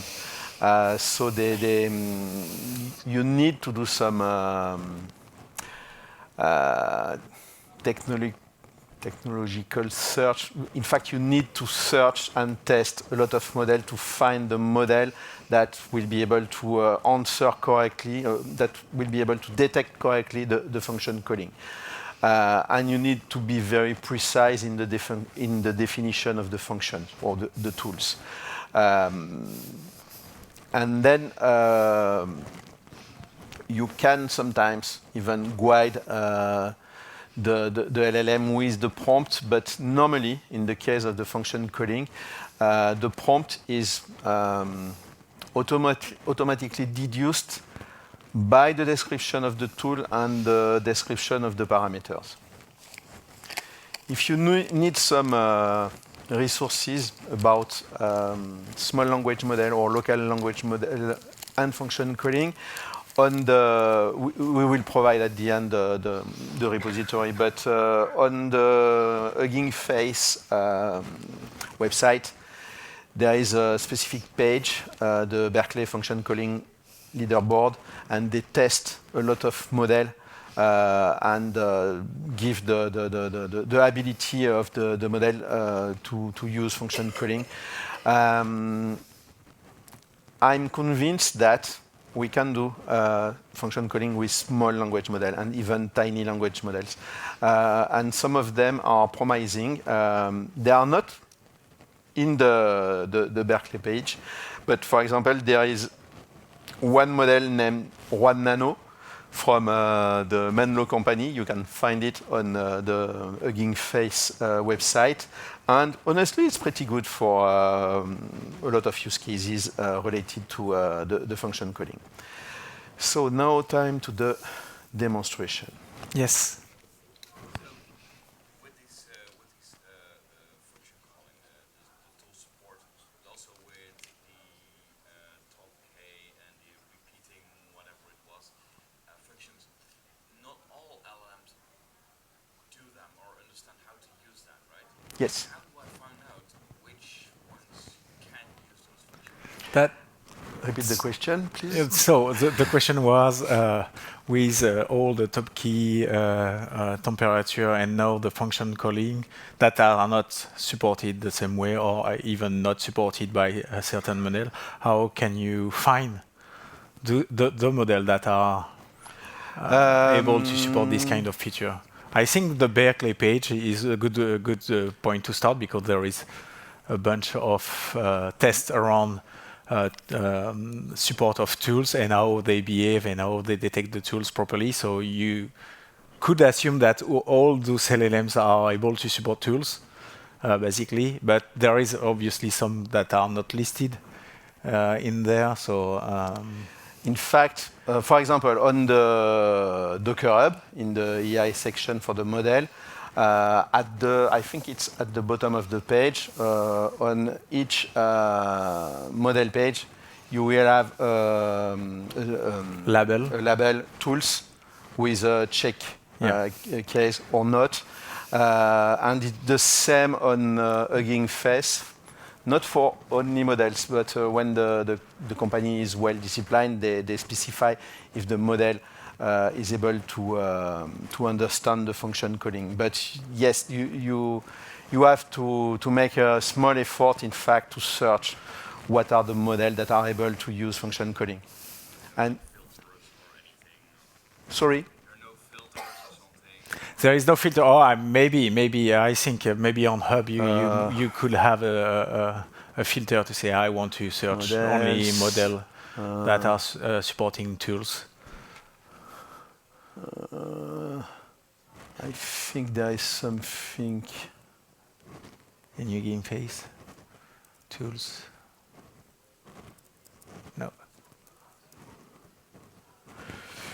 Perhaps. I'm not sure, sorry. If this is something missing, please reach either Docker, so us at the end of the talk, or Hugging Face. That could be interesting stuff they should provide to you. I'm starting a website with a list of very small model with their capabilities, but I started the front page this weekend, so it's too soon. So demonstration. This one, I forgot what is doing the. So yes, I defined two tools. Again with the OpenAI SDK. So one is for cast spelling, and the other one is for barding inspiration. So give some courage to the team in the dungeon. You need to specify a name, a description. The description is very important because it will help the LLM. In fact, it's like a prompt. So it will help the LLM to understand the usage of the tool. And because sometimes you won't write the exact name of the tool, but the LLM will be able to deduce that you want to use this tool. Then you define the parameter. So I have only one parameter in this case. The name is target. The type is string. And I specify that this parameter is required. Honestly, with small language model, always define a limited set of parameters, and it's important to explain that they are required. But don't try.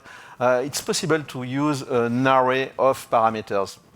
Don't use this with small language model, because it's always a kind of matter of focus. If the model has too many tools, too many parameters, it will be lost, in fact.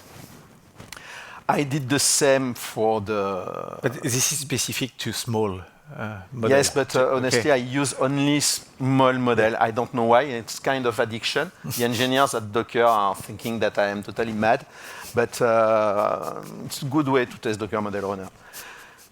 When I have my two tools, I put the tools inside an array of chat completion tool union param. It's a type of OpenAI. And then I start my question, my user message, by cast a spell on the brave warrior Thorin and grant bardic inspiration to the wise wizard Gandalf, and cast another spell on the elven archer Legolas. Normally, I think I'm doing free tool call. You create the parameters for the completion. So this time I will use the tools properties for the parameters, giving the tools index or the catalog of tools to the model. Always set the temperature to 0. Normally, if you change this value, the model won't detect correctly the tools. And remember, the small models normally are not very good with tools detection. I'm doing I'm doing a completion. So it's the same method as the former demonstration, but the difference is here, in fact. We use the tools properties. What else? There is something named parallel tool calls I will speak about in a minute. The default version is set to false. And I will display the tool call with the parameter. So,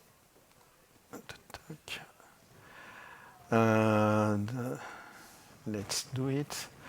I can run it in Compose, so okay, I will do it. I use the 1 nano model. It is my favorite one for the function calling.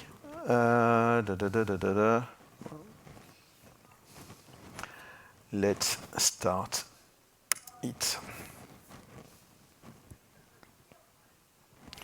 And the model was able to detect the only first tool call. It was this one. So there is two options to solve this.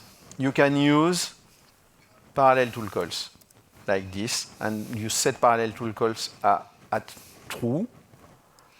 Start it again. I need to build it.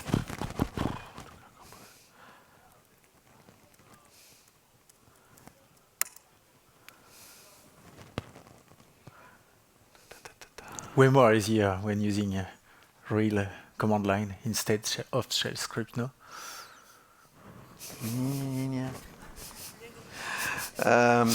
I love Bash script, so I even did a kind of framework to do a GenAI application only with Bash. So that's why we say he's crazy, not about the fact he's using a small model or stuff like that. It's just because he's doing weird stuff. You see, this time the model is able to detect the free tools thanks to the parallel tool calls property, but most of the time, not all the model can support this part. So you need to do something else. And it's probably the most complicated thing to explain in this presentation, but I will try.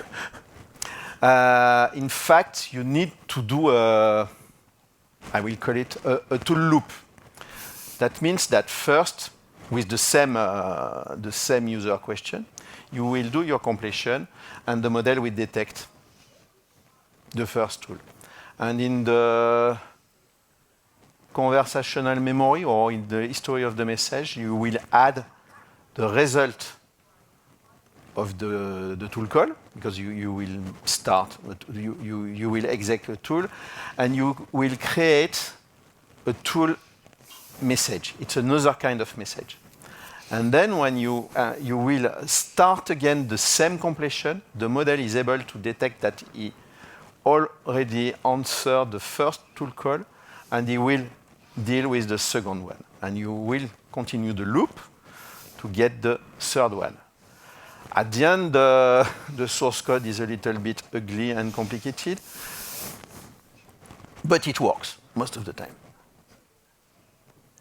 Let me show you that. Choose wisely your model to be sure that it supports parallel tool calls. Yeah, but even big model that have tool support don't support parallel tool call. And sometimes the framework don't implement it, and so on. So what I did, I used the same tool. So the cast spell tool, the bard inspire tool, the same question. But this time I added a line, make a fancy report with emojis with the result. That's the second thing that Philippe is doing a lot, using emoji. But no, Claude AI is generating a lot of emojis, so I will stop. More than me, yes. So this time I will keep the memory in a slice of messages. I define the parameters for the completion, and I will start a loop with the message. I'm doing the completion, like in the former demonstration, and there is, in the result of the completion, there is a properties named finished reason that will help. This will help me to know when I should stop the loop. So, if the finished reason is tool calls, that means that the LLM did a tool detection, so you can start the execution of your tool and resume the loop. So this time I'm detecting the tools. Sorry. I'm looping in the detected tools. Most of the time it's only one, but in the case of parallel tool calls set to true, I will have several tool calls. When you are doing tool loops, don't use parallel tool call. Just set it to false. Otherwise, the model will become totally dumb, and the loop probably never end. I created for every detection, I'm creating a chat completion message tool call union param. That means this is the thing I will put in the history of the messages with the function name and the arguments. I will create an assistant message thanks to the tool calls params. I will add it to the history. And then I will run my tool call. So I created a function to execute the function name and with the parameters. I think there is no, yes. I just do a switch between cast spell and bardic inspiration to return a string. Where I am.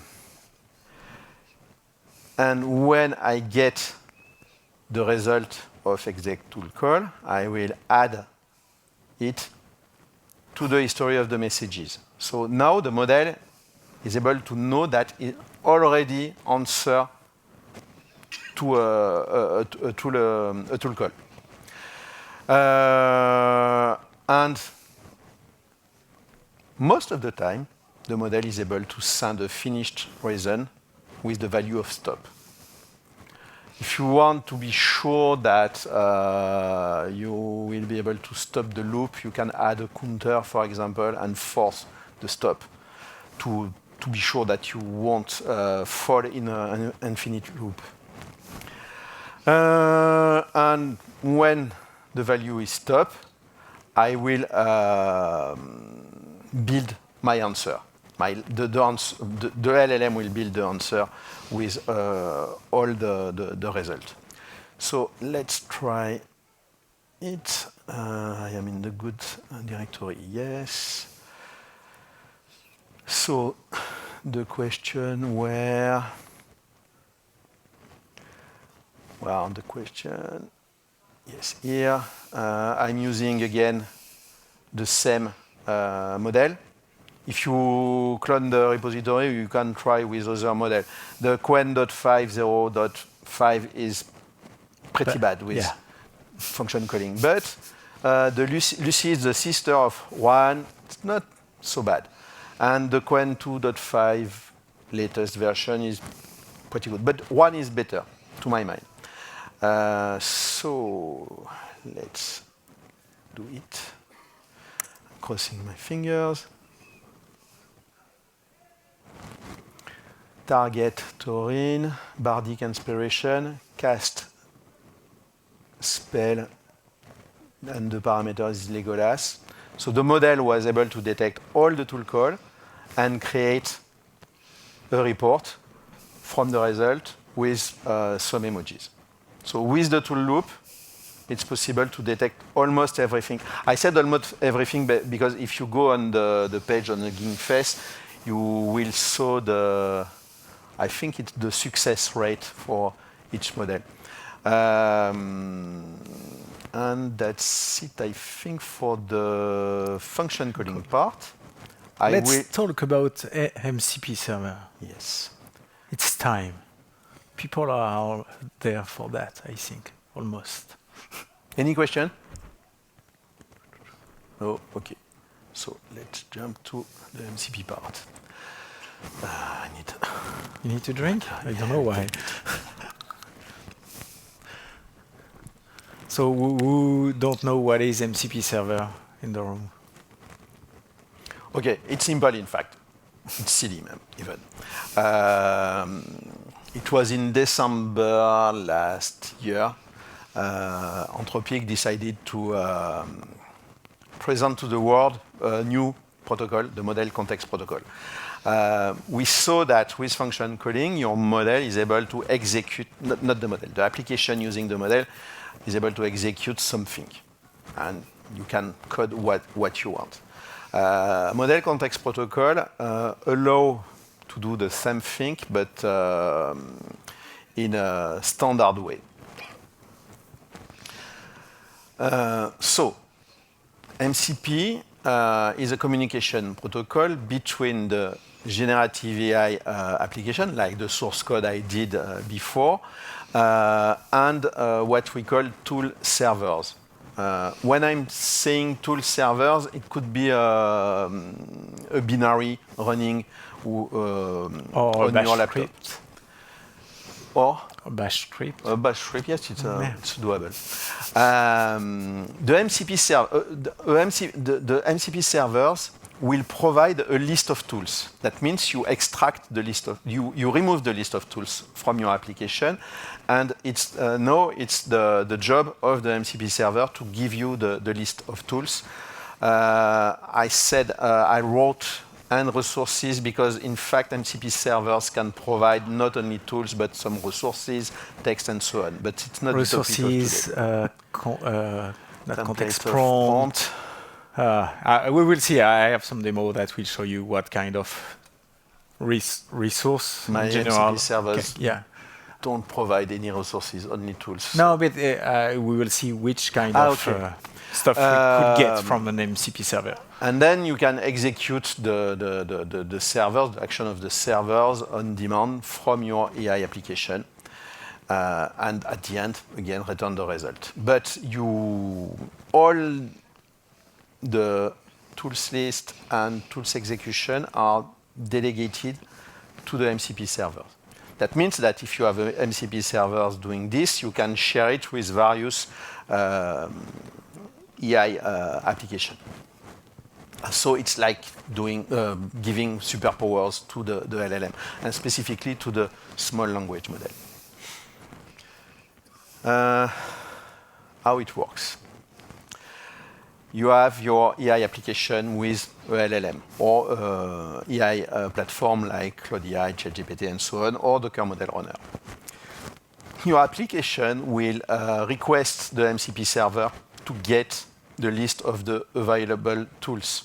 And then the MCP server will return the tool definition, the catalog of tools. So like I did in my source code, but this time it's provided by the MCP server. Then the AI application with a model that has the tool support will be able to detect the tools and then execute the tools. But this time, the application will ask the MCP server execute the tools for me. So the model will just detect the name and the parameters and send this to the MCP servers. So the MCP server will run the tools, send the result, send it to the GenAI application, and the GenAI application will do this his last completion. About the transport mode of the MCP servers.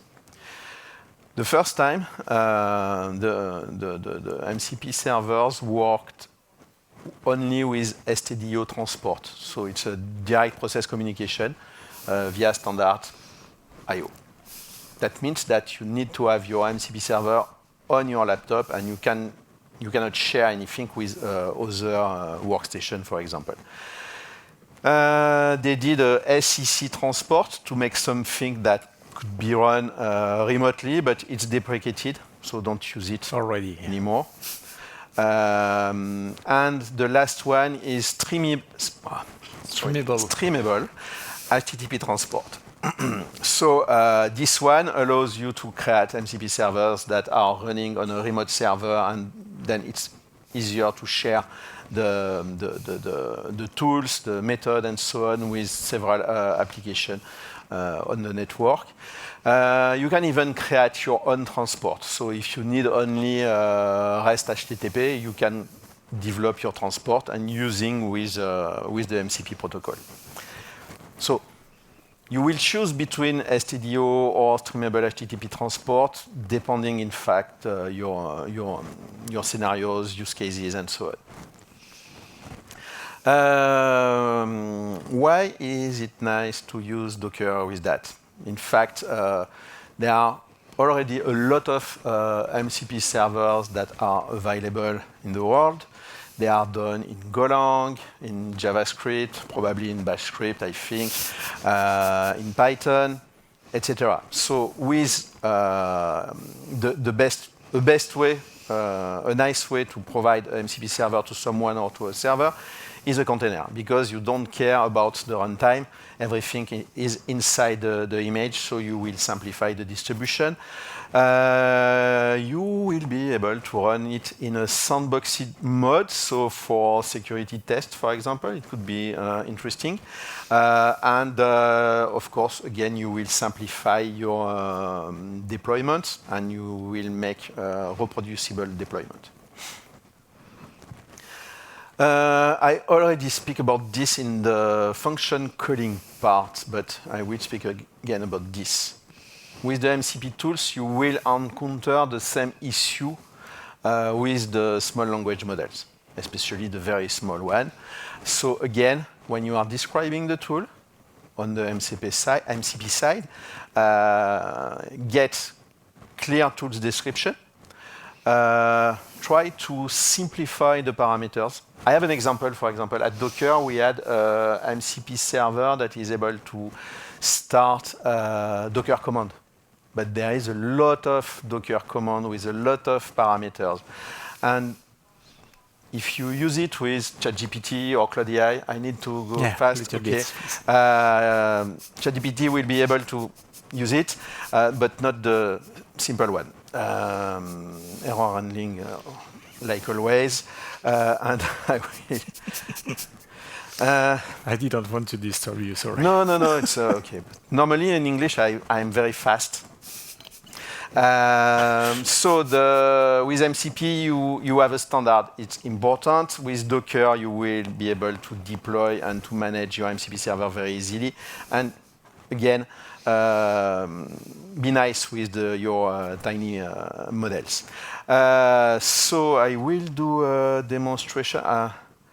I can do the last one, in fact, if we are in the hurry. Yeah. What do you think? As you wish. I think, yeah, do that. Okay. I will show some other MCP capabilities right after, so it's okay. All right. So I need to go to where is it? A part of the dungeon, in fact, is MCP server. So I will. I don't. Normally, I already built it. Docker compose up. Okay. There is an official tool to test the MCP servers, so you can use it. Where I can start from everywhere, I think. Yeah, I think so. Normally, I'm using Bash to test the MCP server, but I prefer this one. So this is MCP inspector. I hope this is this one. Streamable HTTP, connect, yes. So you see an MCP server can provide resources, prompt, and tools. So samplings also. Yes, so there is much more than just tools. That's what we want to tell you. I didn't know, in fact. So you can get the list of tools. So I request my MCP server for the list of tools, and I have all the tools with the description. So for example, I can create a player.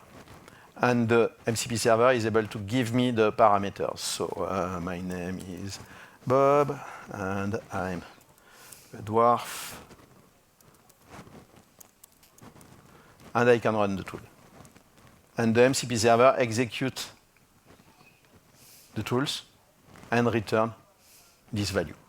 And that's it. And I can try something like, I don't know if it's possible, get player information. Yes. So the MCP server was able to retrieve me, the player I created. So I will return to the presentation. Ta-da-da. I will stop this. I will stop this too. Compose down to stop everything cleanly. And where I am, I think it's your turn. It is. Yes. It is. So, as you imagine, there is a very huge number of MCP servers that are provided by the community or company. It could be very complicated to start managing a lot of them within your application. And also there is some security problem that could appear and a bunch of issues. So what Docker proposed to you to simplify that is to use an MCP, Docker MCP gateway, and that will allow you to manage very easily all the MCP server that you want to use for your application. So what is Docker MCP gateway? It's either a CLI plugin or available directly inside Docker Desktop. It's also an open source product, so you can go check open issue, test it, fork it, do whatever you want. And it provides a standardized interface for AI application. It's using a gateway pattern. So AI client call the MCP gateway and then get access to all the other MCP server. In fact, the MCP gateway is just another MCP server to run them all. That's it. This is an MCP server that will have some tools inside that will list all the tool of the other install MCP server or whatever. So the way it works, yeah, as Philippe said, it's better to standardize the packaging. So using OCI artifact or images, it's way better, which means that we can also run servers, MCP server as Docker container image on the fly. That means that we will start your MCP server when we need to access to a tool or a resource or whatever. And when that server is not used anymore, we can stop it for you automatically. We have all the server management, so list, inspect, see all the tools that are available, resources prompt, whatever. We are managing, so there is, for example, MCP server for Notion, there is MCP server for GitHub, and if you want to access to private stuff in those tool, with those tools, you need to provide a token, or you have to authentify via host flow, workflow, and whatever. So the MCP gateway provide that for you. So you have a server catalog also. There is automatically discovery about the tools or prompts that are available, and there is obviously some logging and tracing capabilities available. So as I said, there is the container isolation. Each MCP server is running its own Docker container. We restrict as much as possible the privilege to those MCP container server container, and that's also provide you some security about the fact that an MCP server will try to call another one or whatever.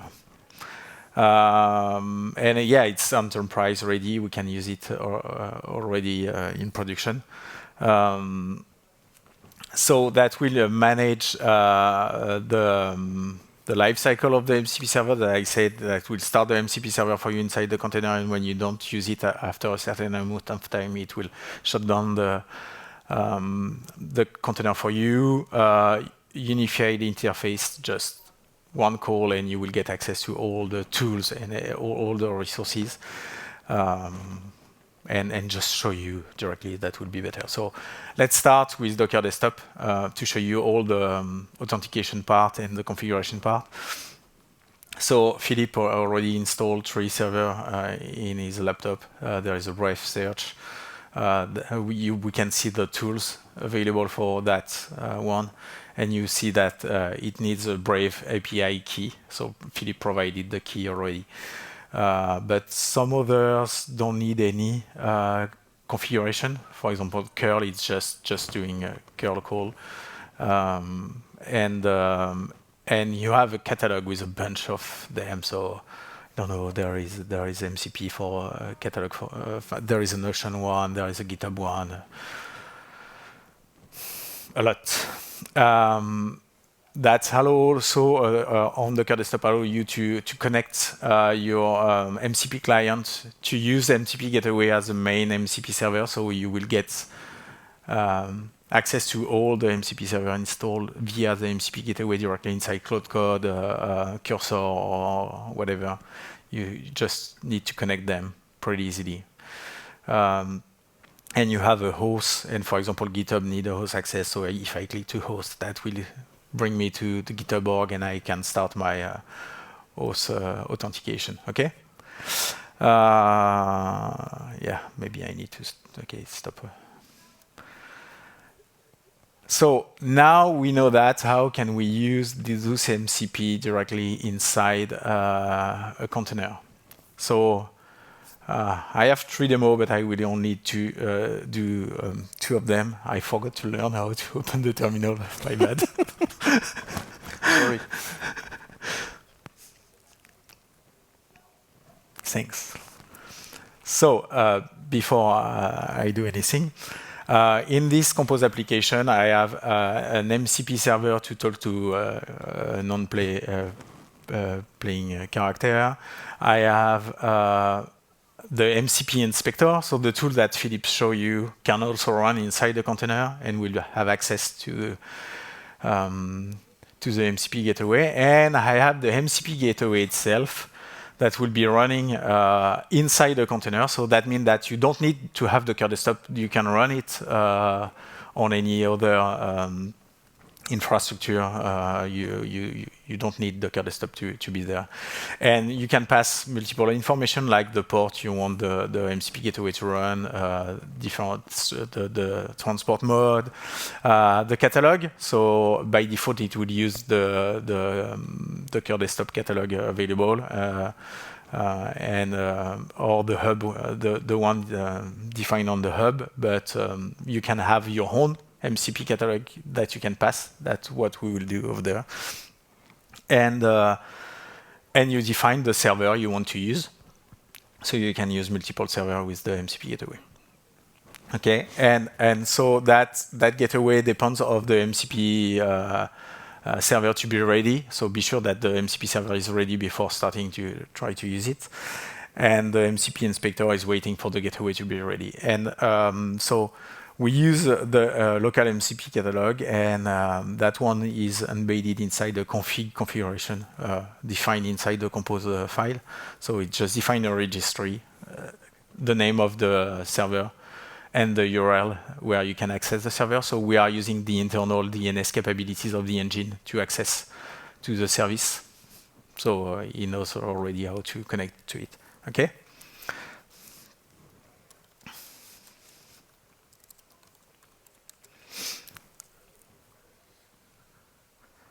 Come on. So just to let you know, Philippe asked me to be sure that I have everything available inside my machine, and he don't run my demo, and he don't have everything ready. Come on. Yes, you have a question. Is it possible with the gateway to also allow certain AIs to only access parts of the MCP service that are abstracted by that gateway? For example, you don't want the players to have access to a constant manual MCP, but you do want the dungeon to have access to it. Yeah, so is this any capabilities to limit the access to certain either server or tools or whatever? Yeah. So what we are doing there, we are saying that we want to access the server MCP talk to somebody in this example. If I look at all the MCP server installed, I can choose to have access to DuckDuckGo, for example, and that will limit if the LLM try to ask the GitHub one or that was a Brave one, the other one I think. Yes. The MCP gateway will block your LLM and say no, you can't do that. We are not allowed to do that, and that's the same for the tool I will show you right after.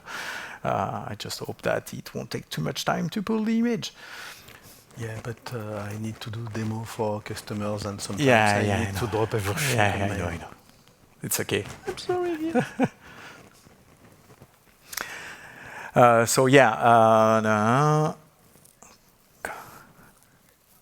Here we go. So it's starting the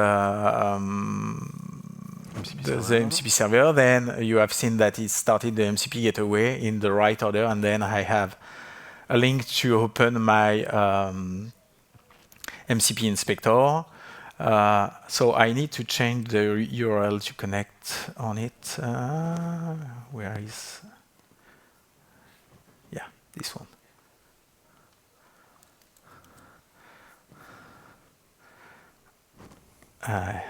Streamable HTTP. To host.docker.internal because the inspector is running inside the container. Yeah, so I need to access to properly. So, and as you can see, there is the two services, the two tools we have defined. So I didn't show you the code, but there is some tools available. And if I do a quick change, because we are running out of time, and we have so much stuff. Last time we will book 3 days to be sure we have the time to do everything we need to do. Take the time. I will be faster for the rest of the presentation. Compose. So if I no, that one has only one function. No, where are the function? Oh, okay, sorry, my bad. So what I want to show you, if I choose that one, and I had a new attribute to my MCP gateway and say tools, and I choose that tools, if I restart the application, that would be faster because everything is there. Come on.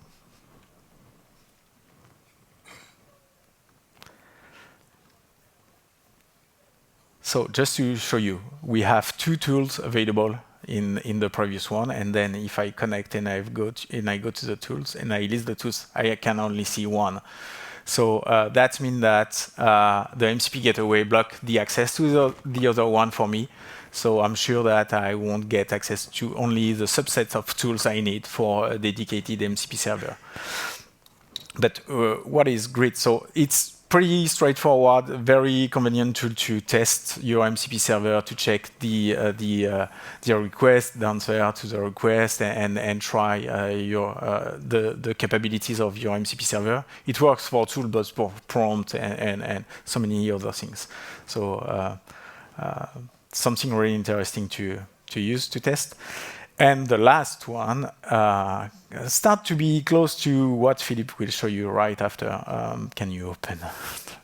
No, yeah, I need to open the main one. No, it's not in Zephyr. The compose file is in demo. Yeah, I think, yeah. Zephyr is the name of the dungeon master in the game, and this is the one we would choose how you can speak to somebody, if you can move in the dungeon, and so on. So I will start the application already, but I will explain you the code a little bit. So we have the MCP gateway. Instead of having only one server, I have two servers. So one to talk to a character, and the other one is to roll the dice. I also use the MCP catalog. So the gateway, we have to start for two MCP servers to be ready. And the Zephyr service is an agent that will connect to the MCP gateway. And we pass the instruction directly from the compose file as environment variable. So that's something you can do also. You can have something very descriptive inside your compose file. It's using the Zephyr model, and we tweak the configuration of the on variable that will be used in the code. And then we have our two MCP server running as container. Okay. And then the model. The configuration is almost the same, except we added a new MCP server inside the configuration. Okay. So it's already started. If I do a Docker compose attach Zephyr. I want to speak to a graph. Yeah. I want to speak.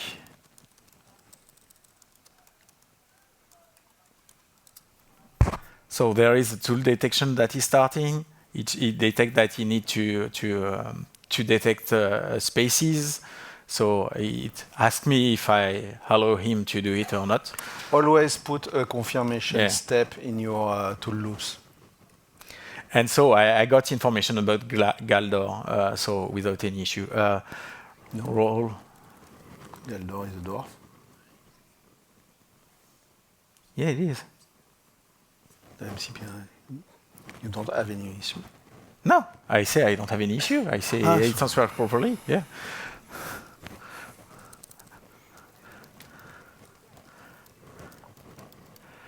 And then I will ask him to roll 2 dice of 20 faces, and he asked me to do that, and then I would get the answer, and I would get 24. Pretty good, not too bad.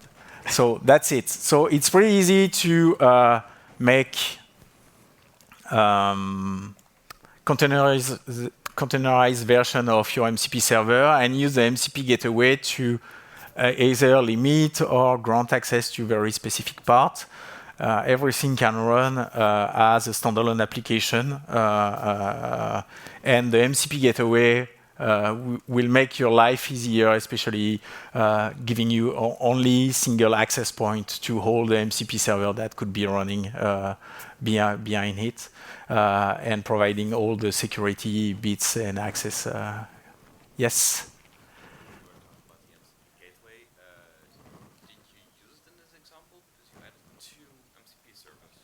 Yeah, so we used it in the example. The MCP gateway has a list of the servers. The server has the two servers we were running.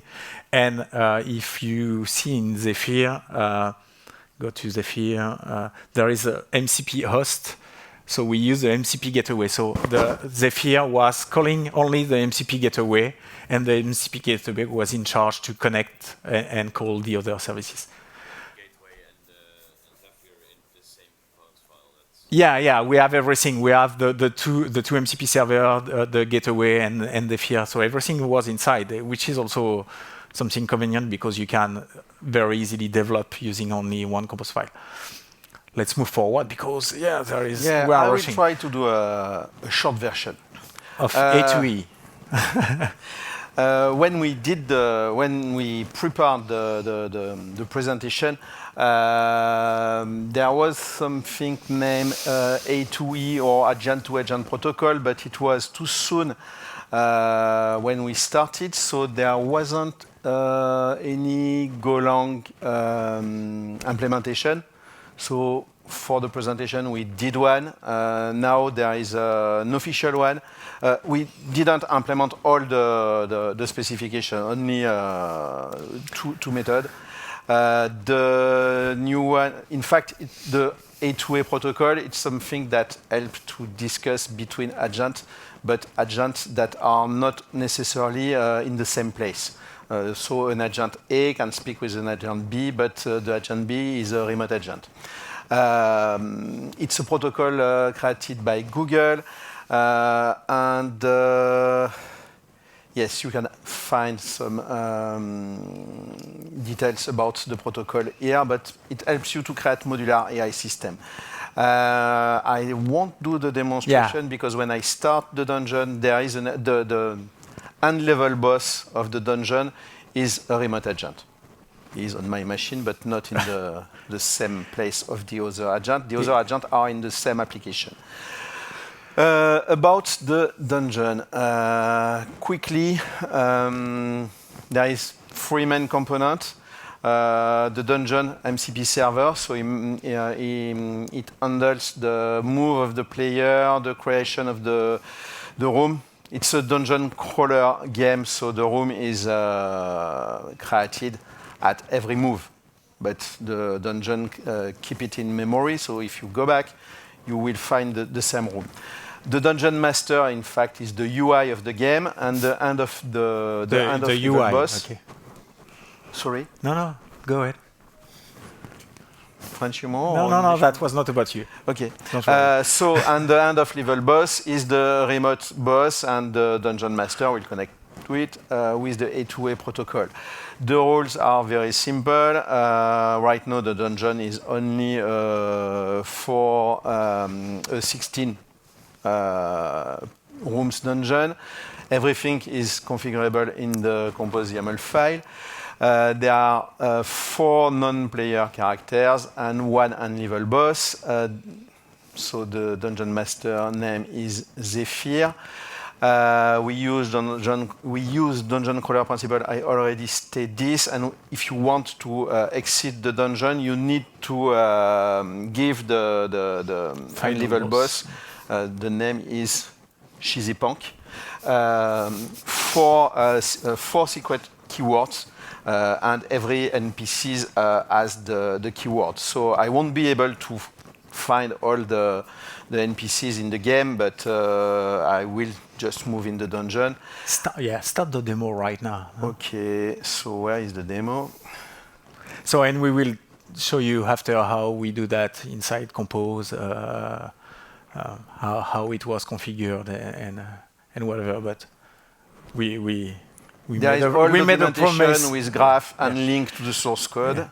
We made a promise of having a dungeon crawler game. So let's show you. So the dungeon is, if I try to do something like that,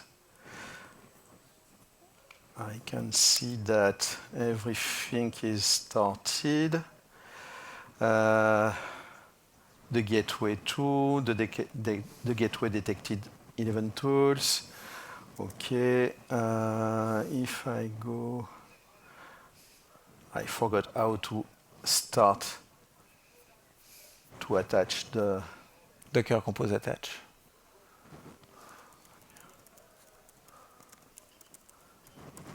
and the name. Dungeon Master. No? I have no memory. Go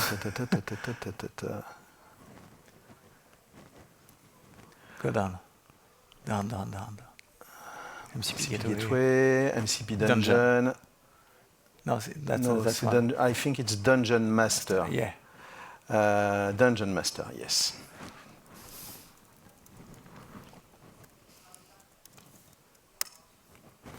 Okay, yes. So, don't ask me why there is any a batch file in between. I don't know. Go. So the Dungeon Master was able to detect all the tools, to load all the vector stores for all the NPCs in the game, and he created a team of agents. Which are using a different model, each one, almost. There is at least 2 or 3 different models. The ghost model is not a real agent with a real model. It's just for debugging. So I need to create a player. So I am Bob, Rogue, Dwarf. So the Zephyr will detect that you want to create. Zephyr is the model using 1 nano and is able to detect the tool detection. So he knows that he needs to create a player with the appropriate parameters. So I will say yes. Okay. So now the model exists, the player exists. So I can say I want to go to the north. Direction north, yes. So tool detection is working pretty well in this case because we have to. Just sometimes. For now, You can see that the model generated a room description. He explained me that there is a bat wing, so I can start a fight. But yes, do it. you want? Okay. I cannot remember. I think fight the monster should work. Yes. So the tools was able to roll the dice, calculate the score, and so on. I didn't kill the Batwing right now. I'm not obliged to finish the battle. The battle, yes, the fight. So I will go to the north again. Or to maybe east. you can show the map. I want to go to the go to east the north before. first. Sorry. East. Yes.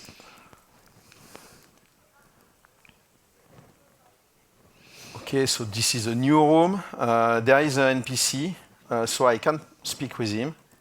I want to speak with Galdor. Can you cheat a little bit and ask directly for the secret word? Yes. Oh, yeah. Yes. So Galdor, I think his secret word is Stoneforge. Yeah. I have a tool loop issue. Abort. It's why it's important to put a step. Sometimes it's looping. So, what is your secret word? Normally, Yeah, you got it. It is. Where is the? Yes, Stoneforge. So I will return to the Dungeon Master and show. So you have seen we are switching between an agent to another one. We were talking directly to the previous one. I don't remember his name. And then we go back to the with Galdor, and then we go back to Zephyr. And I need to see the very nice and fancy dungeon map.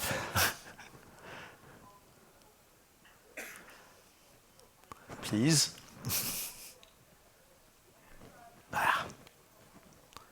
No, it's okay. So this is a map. I'm here. So I need to go there to. I need to be fast. Go to the final room. No, go to the final room and defeat the main. Go boss. to the final room. You think this will work? No, but during that time we will do the takeaway.